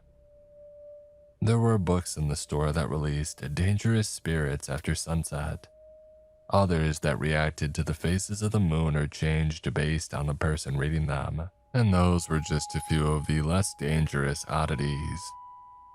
No matter how much I wrinkled my nose, I just couldn't get the smell of charcoal out of it as I was near those books.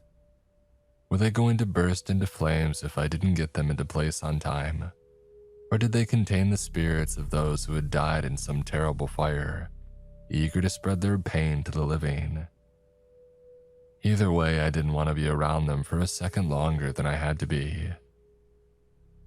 I knew from experience that Weeping Tree books reacted to the mental state of the person inside of it, so I did my best to imagine an image of what I was searching for. An aisle that dead-ended into a solid wall, instead of just more labyrinthine passages of bookshelves. It wasn't easy to focus though, not with all the squirming. I couldn't see them, but I had no doubt about what I was hearing. It was more of those black and yellow worms chewing their way through the books nearby. Or was it? Could it really all be in my head?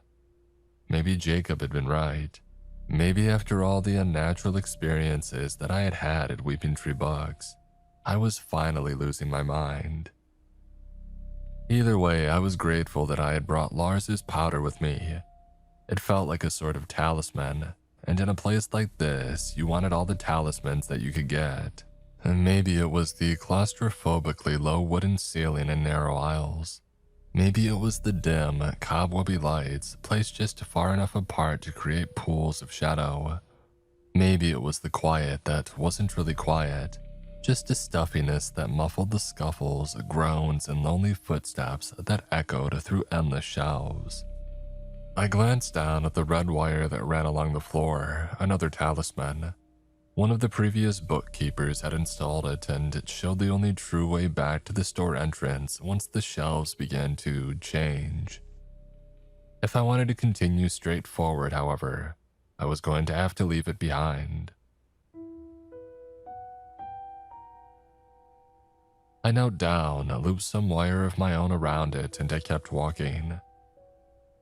Time moves strangely in the depths of Weeping Tree books.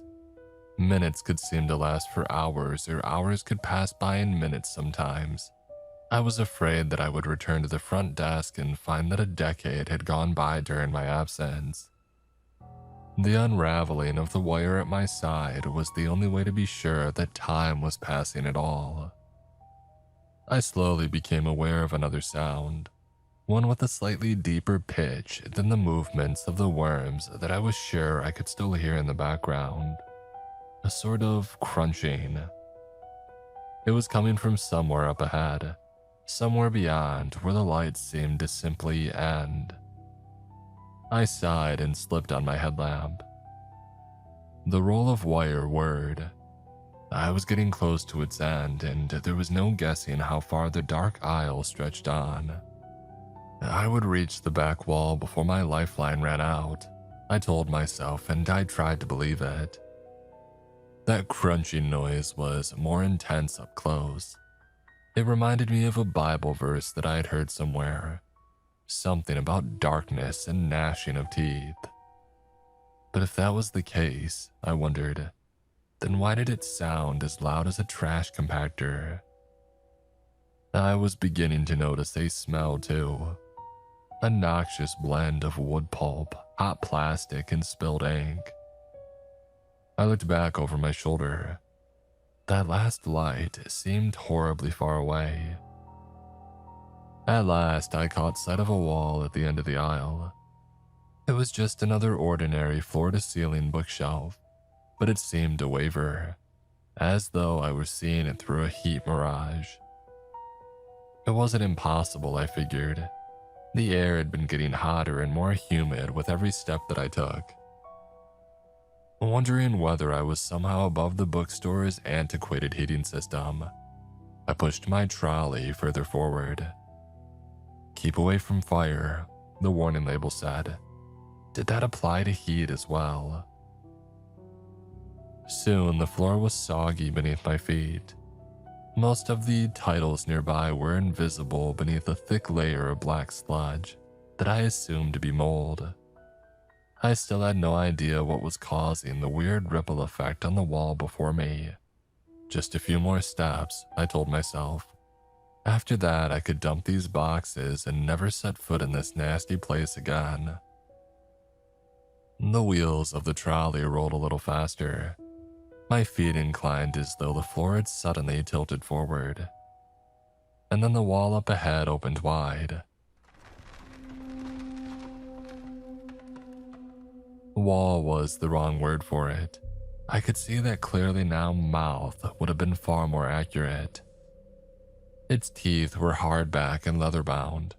Its jaws the bent white metal of the shelves. It could have swallowed a semi-truck whole, to say nothing of me and my pathetic little cart of books. And my headlamp had stood no chance of penetrating its darkness. My heels began to slip. Lars's powder tumbled from the top of the trolley as it careened forward. I caught it, but not before half of its contents had spilled it uselessly onto the floor. The cart and its charred contents tumbled, clattering toward the wide-open maw below. I fell and felt my fingernails scrape uselessly on the mucky carpet. I flung myself onto the nearest shelf and clung to it as more books plummeted downward. The delivery I had been given crashed into those hardback teeth with a resounding clang, and then it disappeared. Inky saliva splattered high enough to reach my face. The crunching sound intensified and then it stopped. A burp that reeked of wet paper blew past me. The incline of the floor slowly returned to normal. I lowered myself gingerly onto my feet, listening. The wall at the end of the aisle now appeared to be an ordinary bookshelf, but I wasn't going to risk getting any closer to check. Had the bookstore eaten my delivery? Was this what was supposed to happen all along? With Lars's box of powder in one hand and my guideline wire in the other, I turned back toward the front desk. After so much time in the dark, the dim bulbs felt bright. The relief that I felt upon returning to the light didn't last. In my absence, I realized that squirming sound had grown louder. It seemed to be coming from all directions. The books on the shelves beside me, the flimsy ceiling above, even from under the floor. I walked a little faster. I was beginning to suspect that the nasty gray-green carpet wasn't only wrinkled, but it was moving. Something or millions of somethings tried to push up from beneath. I scattered some of Lars's powder and watched the roiling subside. I shook the half-empty box, wondering how far I could get with what was left. It was happening just like before with Jacob. They were falling from above. I brushed away the 3 or 4 worms that had landed on my neck and shoulders before they could dig into my flesh, but with the one on my arm, I wasn't fast enough. The pain cut through my skin like tiny needles of fiberglass. And trying to pluck the tiny worm off was just as bad. Its black and yellow hairs were needle sharp. I felt warm blood run down my fingers as I squeezed, trying to pull the thing loose before it burrowed any deeper into me. It finally came free with a sickening pop. I shook it off my hand with a yell, and then I looked down. There was no counting how many of them were wriggling up my pant legs and across the tops of my shoes. Suddenly careless of how much of Lars's powder I had left or how potent it was, I dusted myself with the stuff from the waist down. I tossed clouds of it through the air as I ran. My eyes stung and the tips of my fingers burned numbly, but I didn't care. The shelves on either side were so covered in worms that the books themselves seemed to be moving. I tore off my jacket and held it over my head as more worms fell down like rain. At last, I could see daylight up ahead. But would it matter? The bell above the door rang. My gut seemed to drop. It was Amy walking toward me with a smile, a wave, and a bag of food for us to share. Just like Jacob before her, she couldn't see the black and yellow tide swarming around her. A single worm had burrowed almost an inch into my forearm in only a few seconds. If several of them attacked her at once. "Amy, get to my office, now!" I screamed. I was aware that I sounded like a ridiculous manager in a bad comedy, but I had to get her moving. There were fewer books on the counter near the employees' room, which meant the worms might not have gone there in search of food, yet. Amy was confused, but by now she understood enough about the bookstore's strangeness to know that I was not messing around. She dropped the bag and dashed for the cheap wooden door that read, "Staff." I was right behind her. We closed the door and stuffed whatever into the gaps above and beneath. While we worked, I gave Amy a quick, breathless rundown of the situation. Weeping Tree Books was going to be completely overrun, but I didn't care about any of that. All that mattered was our survival. "Only scatter it around what you want to keep," Lars had said, but only now did I understand what he had meant. The powder wasn't for protecting the books, it was for protecting us. And yet now, after my frantic sprint to safety, the little box was almost empty. Worms wiggled through the slats in the vent and the gaps between the hinges that had been too small for us to plug. It was over. They were here. Amy pulled a blanket off the bed and held it over her head like a mosquito net. I saw immediately what she was planning. I scattered a thin layer of the powder on top of it, hoping that it wouldn't eat through the cloth. The rest I spread across the floor beneath our feet. For a long while, the only sound was the sizzling of the powder, and for me at least, the endless gnawing of the tiny creatures that were devouring the bookshop. Amy's face grew pale. She might not have been able to see the worms, but She could see the shadow that they cast as they blotted out the light above. Lars's powder had killed the first wave, but even as they died, more wriggled on top of them. We swapped positions when our arms got tired and put all of our strength into the hope that our makeshift fortress would hold. And somehow hold it did. Whatever was in that powder, it was some strong stuff. And no matter how many of the things piled on top of another in death, it kept its potency. I wondered what anybody standing outside of Weeping Tree Books would see if they looked inside. An ordinary bookshop drowned in shadow, its windows completely blacked out. Would they consider stepping inside? I hope not. The dusty bell above the door never rang. Night fell and slowly the maddening squirming sound began to fade. I thought about all the insect species that lay dormant for years, only to breed and die in the span of a few days or hours, even after the noise had stopped completely. It was a long while before Amy and I dared to peer outside of our refuge.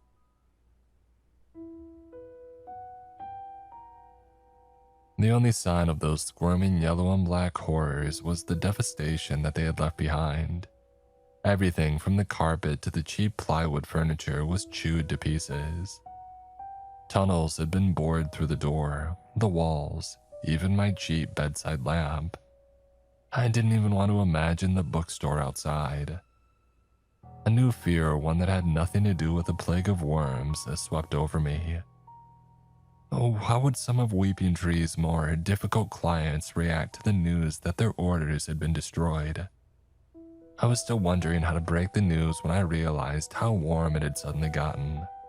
Amy looked at me, her eyes wide, sweat was streaming down her face as well.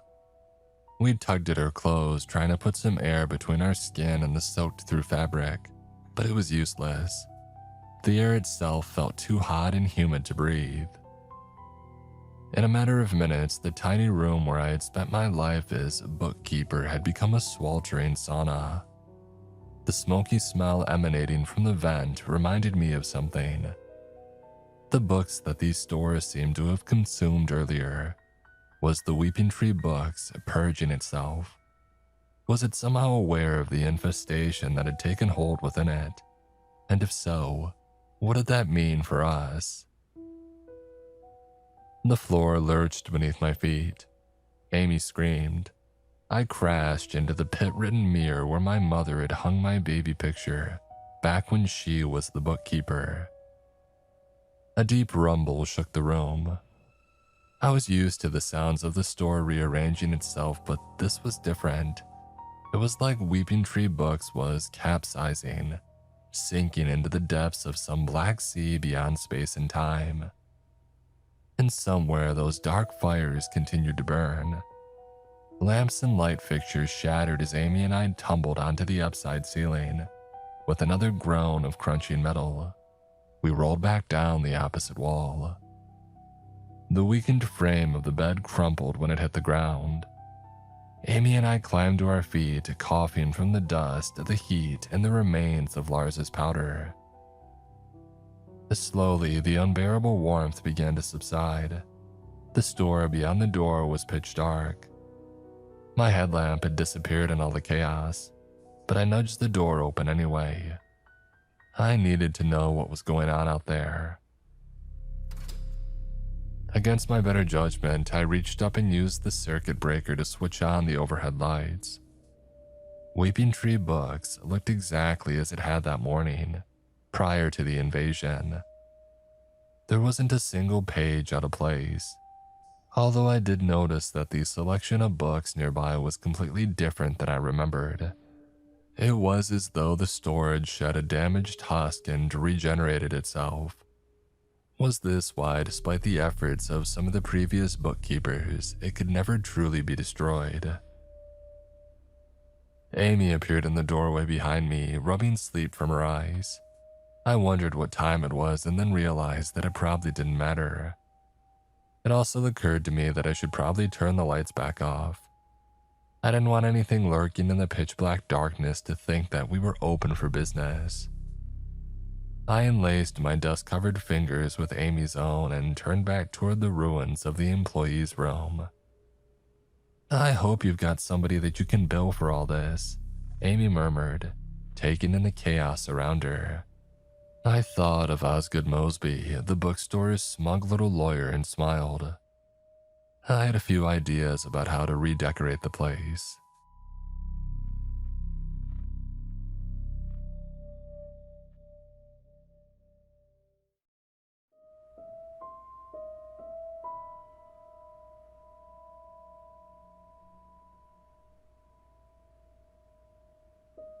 My mornings in Weeping Tree Books always begin the same way.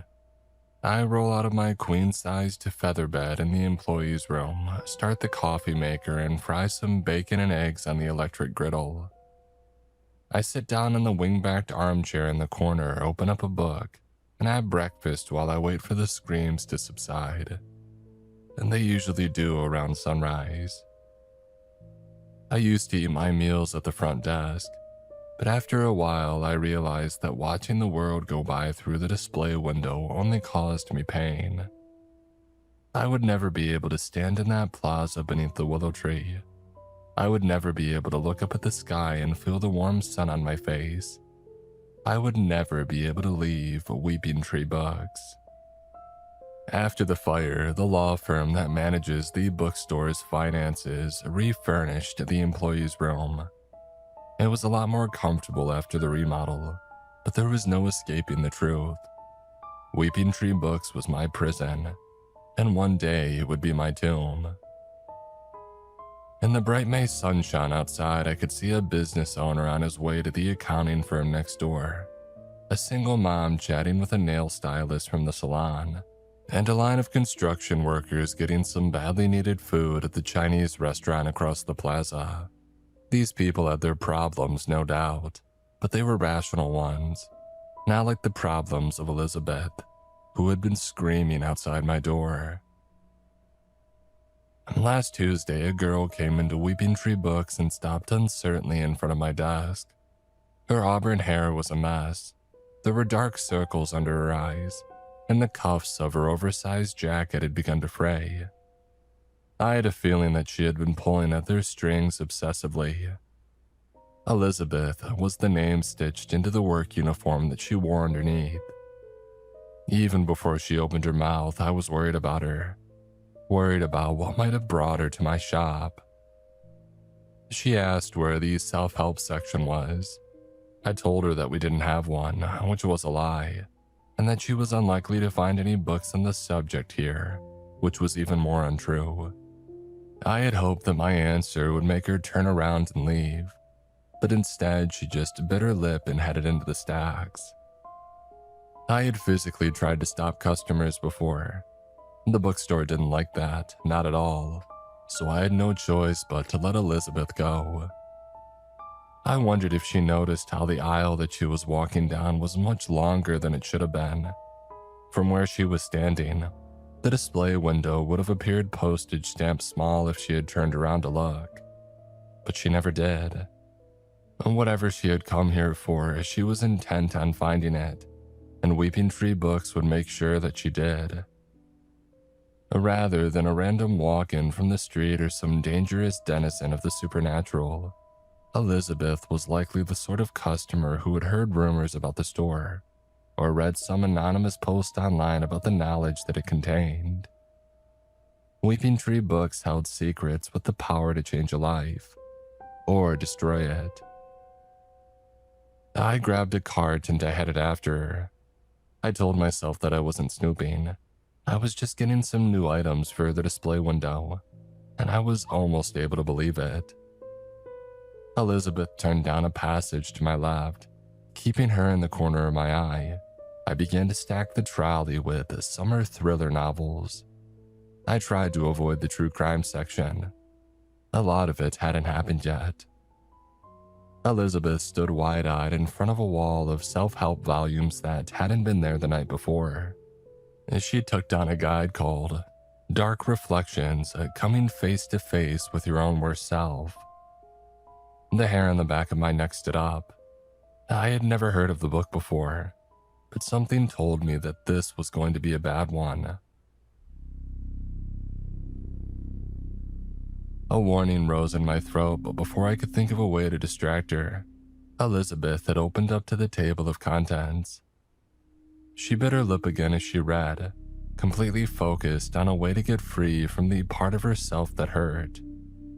Was it an addiction, a mental disorder, or just the same character traits that she had always lived with, the ones that kept sabotaging her success over and over again?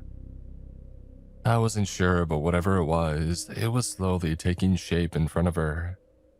She was too focused on her reading to see how the shadows of the narrow, dimly lit aisle had coalesced into a copy of herself. By the time she looked up, another Elizabeth was staring at her from across the page. The new Elizabeth's hair hung down low over its face. It wiggled its fingers and toes, which, like the rest of it, were bare. It was as though it had never had a body before, and it needed to test its own strength. Elizabeth dropped the book and sprang back with a shout. It double gripped her by the hair and smashed her head against the nearest shelf. She fought back, punching her attacker and kneeing it in the chest. But just as it had been when it was a part of her, the darkness was stronger. It wrestled her to the ground and prepared to crush her eyes with its thumbs. The real Elizabeth squirmed backwards and slipped free. She ran to the wall of books at the end of the hallway and tried to feign right. Her dark half caught her in a headlock until she bit its arm and kicked it away. They rounded a corner and I ran after them. When Elizabeth's dark half pinned her for a second time, I gave my book cart a shove and sent it rolling into her. I had hoped that the impact would give the real Elizabeth a chance to get away. But when the cart had staggered her doppelganger, she didn't flee. Instead, she doubled down on her attack, bashing her elbow into its face again and again. The smoke-gray liquid that pooled from its wounds was nothing like blood, and with a feral shout, it bounded on all fours towards the depths of the bookstore.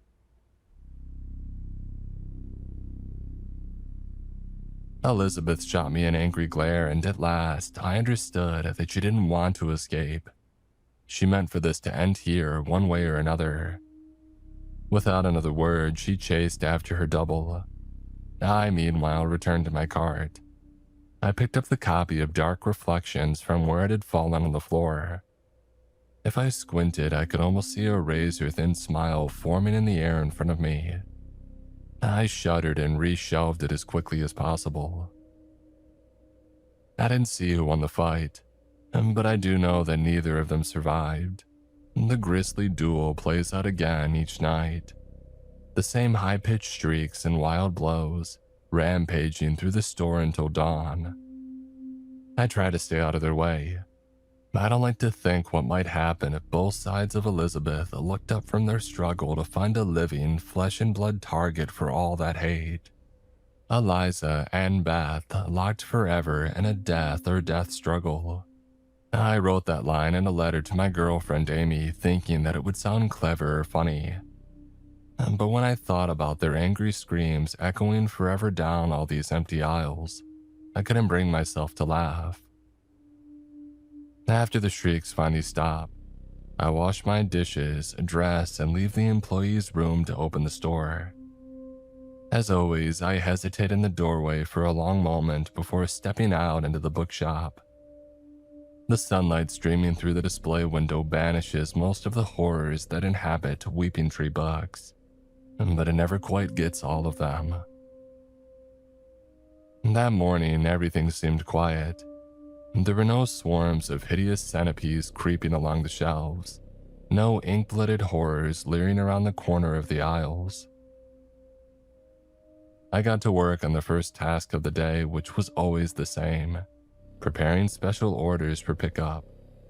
The clients of Weeping Tree Books didn't have much tolerance for delays or mistakes, so the correct volume always had to be prepared as soon as possible. I was on my way to fetch a 16th century copy of the Mirabilis Liber when I first noticed the door. Where a bookshelf should have been, there was now a wall with an open door. It looked exactly like the ugly wood-paneled door of the employee's room, but there were no lights on inside. The hair on the back of my neck stood up. I froze, like a child waiting for a monster to emerge from their closet. But the store was dead silent. The longer I stood still, the more that I noticed other, more subtle differences in the store around me. The shelves rearranging themselves was nothing new, but now the carpet was a dull deep sea blue instead of a greenish gray. The lights too had changed, becoming glass globes that were more stylish than the bare incandescent bulbs that I was used to. Almost reluctantly, I looked toward the display window. The plaza was gone, and I had never seen the street outside in my life. The people in oddly cut clothes hurried by, and were those zeppelins that I saw in the sky. The only feature I recognized was the willow planted as if by accident among the other shaded trees that lined the boulevard outside. The door behind me creaked, as though moved by an unseen breeze. Someone was coming, I was sure of it. I scrambled behind the end cap of the nearest aisle and I pressed my back against it listening. A girl ran past. I got only a fleeting glimpse of her, but she seemed to be dressed in the same odd outfit as the people outside, and her amber eyes were wide with fear. She was clutching her hand to her chest like it hurt her.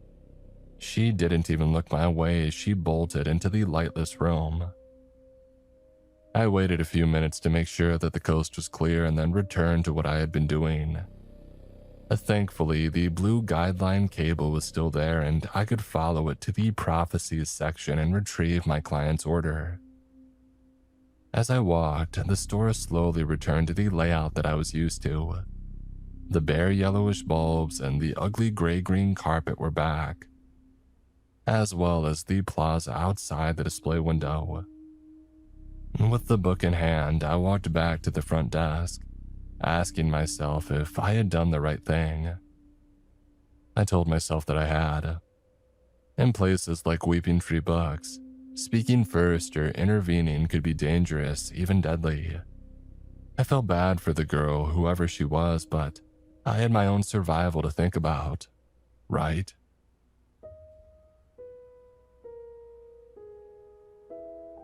By the time that I prepared the morning's orders, the woman in the black turtleneck had already arrived. She came in every day at 10 a.m. on the dot. She never spoke or bought anything, but she didn't cause trouble either. Mostly, she just drew in the large sketchbook that she carried and observed the other patrons. It was odd behavior to be sure, but probably harmless. Or so I thought at the time. Sometimes I had a chance to peek over the woman in black's shoulder at her drawing pad.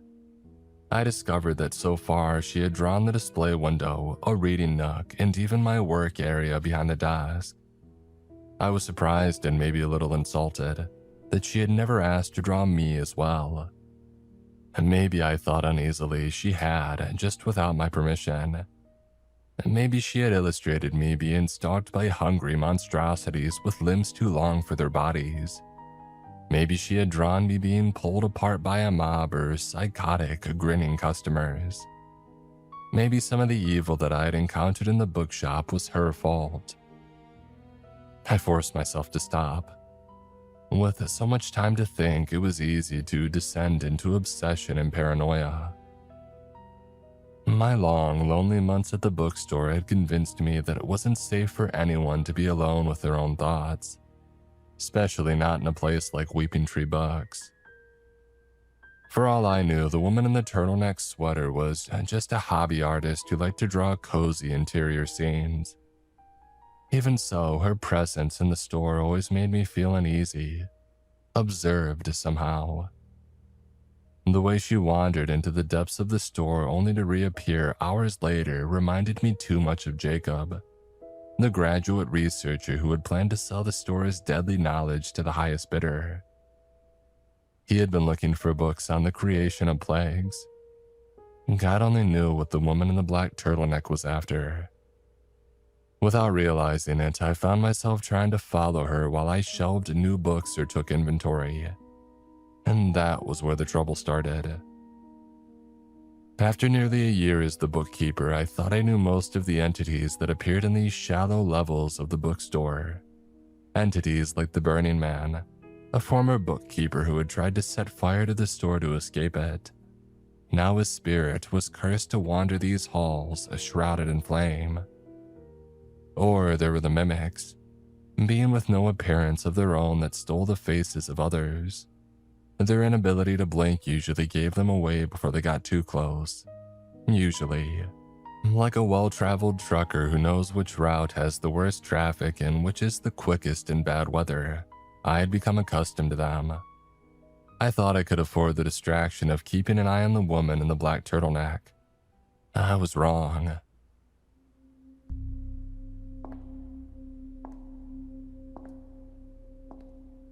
The woman's high-heeled boots echoed eerily in the stuffy, low-ceilinged store. When she turned a corner and stopped, I thought it would be the perfect moment to sneak a look at what she was drawing. And when I peered around the shelves, however, she was nowhere to be seen. Instead, the door was back, opening impossibly into the surface of a standalone bookshelf. The carpet, I noticed, was a mottled mix of blue and green. Half of the lights were incandescent, half were the odd globes that I had seen earlier, and one was even a twisted mix of the two. I could hear the sound of weeping from inside the door. I backed slowly around a corner, and when I looked again, the strange room had vanished. Meanwhile, the echo of the woman in black's footsteps had returned.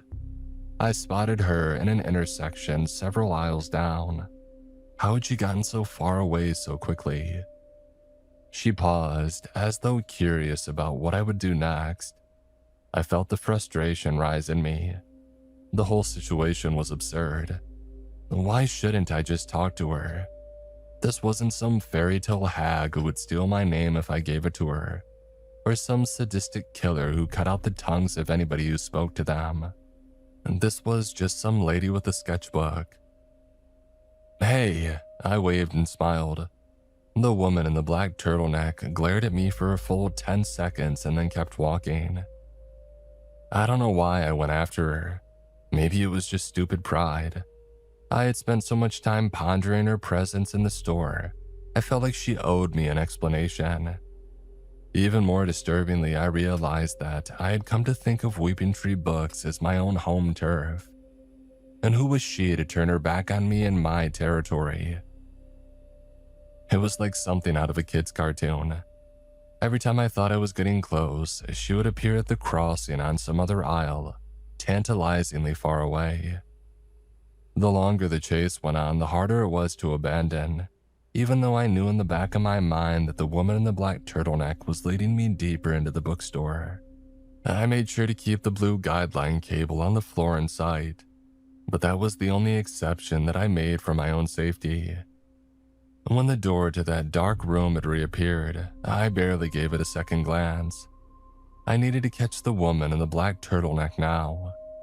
What if she never came back after this? What if I never found out what she had been doing here? I was too caught up in my own spiraling thoughts to realize that I had been led into a dead end. I stared, disbelieving at the 3 solid walls of books around me. There was no path for the woman in black to have taken, and yet she was undeniably gone. I jabbed my fingernails into the cracks between the shelves. They were immovable and airtight. Sighing, I turned back to the central corridor, but it too had disappeared. In its place was a wall with a familiar wide-open door, a door that led to a lightless room and seemed to swing softly in an invisible breeze. I shifted my weight and felt the floor sag beneath my feet, a reminder that this was really happening. I didn't want to take a single step toward that eerily familiar and lightless room. And at the same time, I was suddenly sure that someone was inside of it. approaching swiftly but silently, like a child closing his eyes when a monster comes out of the closet. I believed that as long as I didn't look, as long as I stood still and pretended that everything was normal, then I would be safe. Sweat trickled down my spine as I pretended to reorganize the cheesy 1950s sci-fi novels in front of me. Oh, the tension was unbearable. As though pulled by an invisible string, I glanced back toward the open door, and I saw a pair of bloodshot amber eyes staring into mine.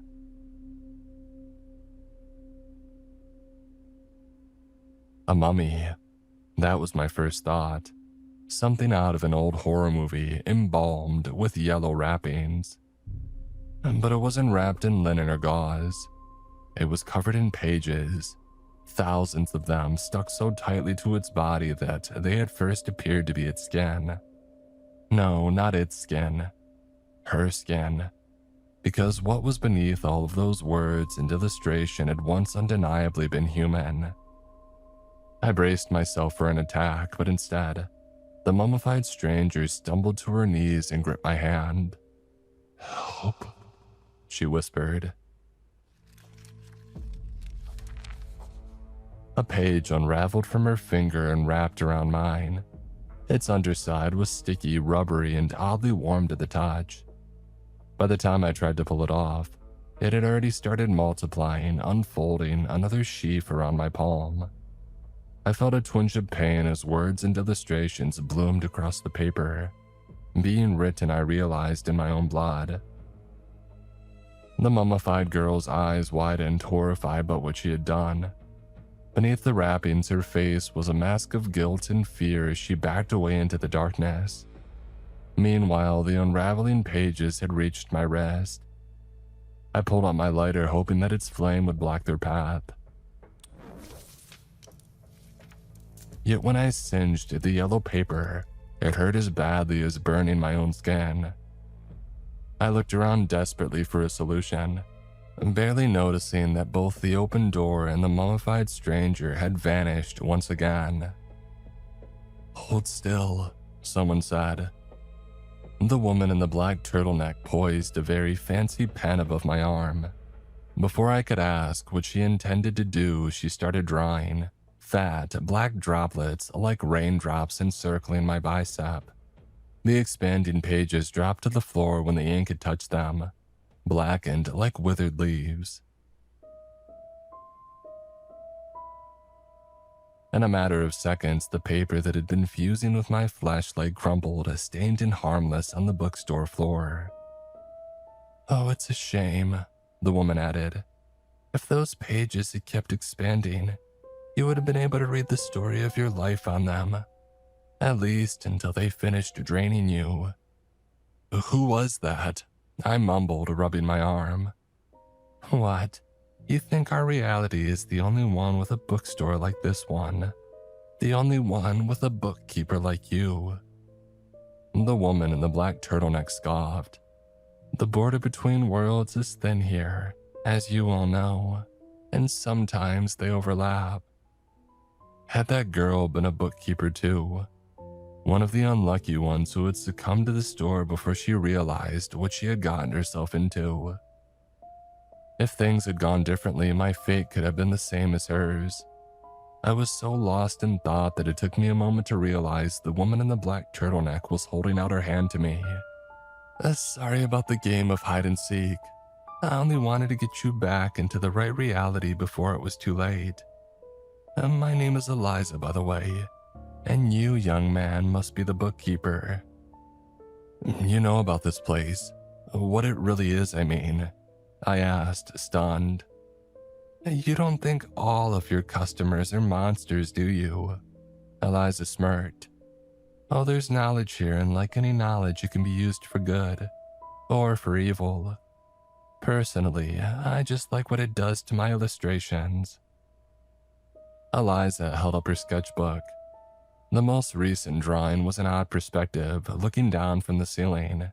It showed two people standing in a narrow aisle between the bookshelves. It was Eliza and I.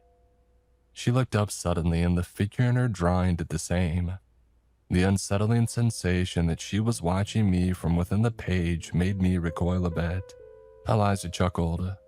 You've seen one of my pieces before. I made an album once full of illustrations of prison cells. Does that sound familiar? I knew the book she was referring to. A kidnapper in a pig mask had used it to capture children. That's your idea of a work of art. I glared at her. Like I said, power can be used to help or to harm, and I would like to help you if I can. Eliza hesitated. Let me ask you something. Do you like being the bookkeeper? Would you leave if you could? Well, of course I would, but it doesn't matter. I won't be going out that door until after I'm dead. Exactly, Eliza nodded. The bookstore uses your body to care for itself while you're alive, but it places no claim on your soul unless you give it a reason to, like poor Elizabeth or Eugene, the Burning Man. If your soul were to leave your physical body, then return to it. She trailed off. I asked Eliza if she meant that I should fake my own death. Oh, there will be nothing fake about it, she warned me grimly. You will be dead. Dead as a doornail, dead as a post. Dead as whatever simile or metaphor you want to use. You will have to navigate the other side on your own. But as long as you stay away from the light and remember who you are, then you should be fine. Once the store releases your corpse, I will bind your soul back to it. And then, Ben Hearn, you'll finally be free. I couldn't recall ever having told her my name, but that hardly seemed to matter now. All of this was crazy talk, the sort of thing that a cult leader might tell his followers right before he laced their drinks with cyanide. I shook my head. I know I'm asking for a lot of trust, the woman in the black turtleneck admitted, and that's why I'm going to prove to you that it works. What? How? I had barely finished the question when Eliza lunged forward and stabbed her pen into my jugular. The pain and terror of having a sharp foreign object embedded in my neck was overwhelming. Quantities of blood that I had never imagined my veins could contain ran down my chest as Eliza lowered me gently to the floor. Oh, sorry about the mess, she whispered, and my vision went as dark as ink. And during the long, dull hours that I had spent as bookkeeper, one of the things that I had often read about was near-death experiences. Was there a reason why they seemed so similar across time and across cultures? Did the human mind simply generate a set series of sensations during its final moments? Or could it be that the events that people described happening to them after death had really occurred? Sitting behind the front desk, I had pored through book after book on the subject. Now I was about to find out for myself. The weightlessness and feeling of falling, well, that was real, as was the flurry of images that fluttered up around me like a mass of birds taking flight. Friends, a family, pivotal moments in my life, side by side with the others I had ignored at the time, but that now came back in vivid detail. The darkness swallowed it all. It was indescribably huge, and bigger than the night sky the first time my father took me camping in the desert. Bigger than anything. I had never imagined that emptiness could be so terrifying. And then there it was, a soft and distant white light. As strange as it sounds, it seemed to be calling out to me, telling me that everything was going to be all right. I could move toward it if I chose. I could be held, welcomed, comforted. All I had to do was want it. I noticed uneasily that the light itself wasn't stationary either. It was drifting slowly nearer. But hadn't Eliza told me not to go toward the light? I must have misheard her, because the closer it came, the more at ease I felt, as though my soul was being wrapped up in warm blankets. A song like a lullaby in 1,000 different languages soothed the panic that I had felt when I began plunging through all that emptiness. And then I noticed something on the edges of that gentle white glow. They weren't exactly cobwebs or the crooked limbs of some enormous spider, but they reminded me a little of both. If I squinted, I thought that I could see the tortured expressions of the figures that were bound to them. Although whether they were writhing to break free or urging me onward, I couldn't have said. I tried to slow my drifting, only to find that I couldn't. It was like a tiny boat trapped by an immense tide. There was nothing to hold on to, no way to stop my progress. I didn't even have arms or legs to flail as I was pulled toward the light. I thought about the message it had given me, about how I had to choose to move toward it. And what would happen if I chose the emptiness instead? Slowly, I felt my speed slowing until I was moving downward and backward instead of forward. The light grew distant but never completely faded or ceased to beckon me toward it. Eliza's advice and pure chance were the only reasons that I had seen the twisted forms lurking the light. The only reason that I had enjoyed them. How many others had succumbed to the temptation? How many others had gone trustingly toward that hopeful glow?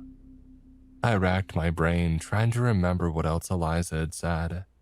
Something about remembering who I was. Well, that didn't seem so difficult. At least, not until I tried to do it. The memories that had swirled around me when my fall began had disappeared like water going down a drain.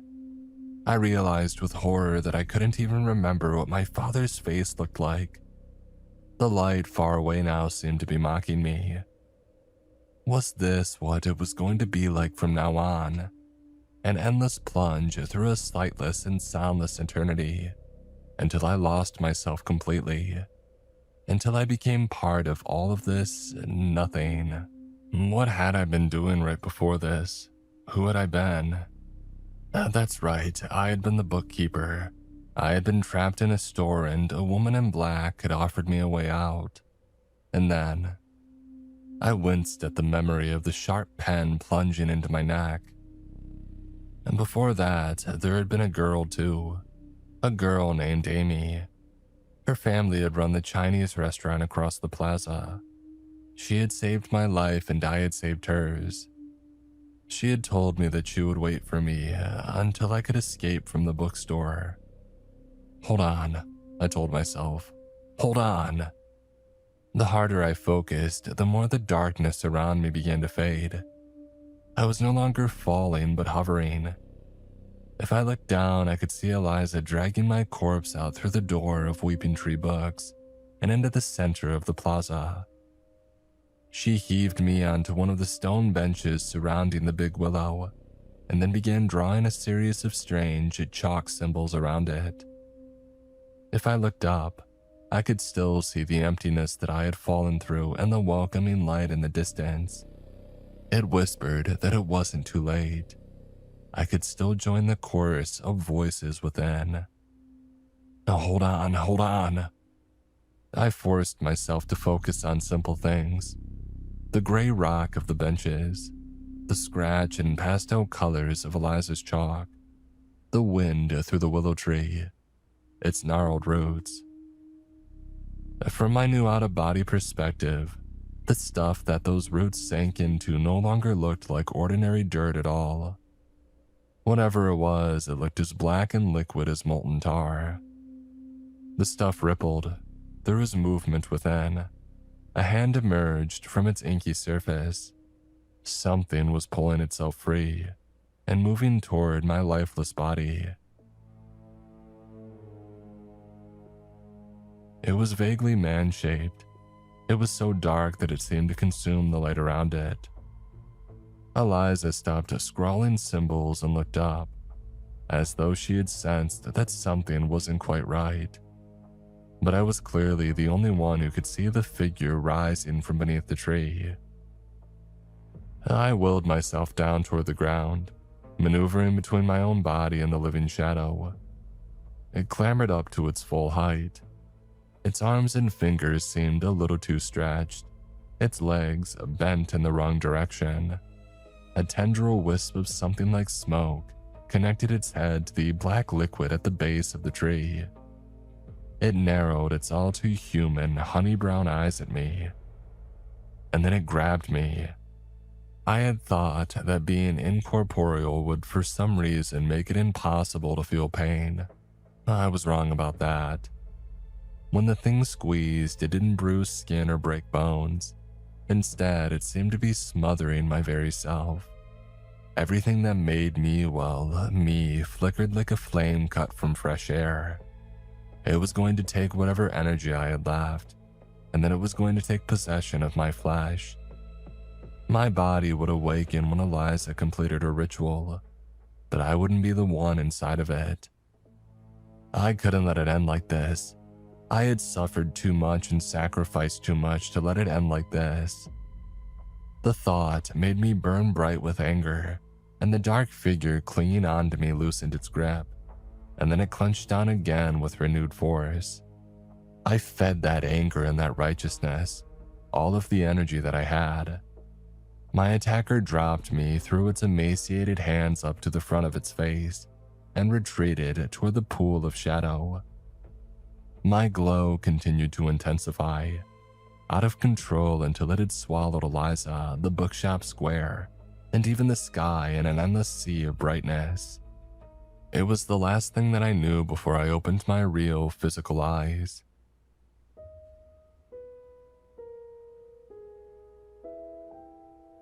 Eliza gazed down at me with an "I told you so" smirk spread across her face. I sat up unsteadily, running my fingers over the odd chalk squiggles that were already fading from the stone bench that I lay on. A cool breeze blew across my face. For the first time in nearly a year, I was looking at the display window of Weeping Tree books from the outside. "What happens now?" I asked Eliza. "The store just stays empty until some poor schmuck wanders in and gets trapped till the day that he dies." "No," Eliza stood. "I will be the next bookkeeper. Why do you think that I helped you? Out of the goodness of my heart." She laughed mirthlessly. A low gray cloud drifted in front of the sun, and suddenly the late spring day felt a little colder.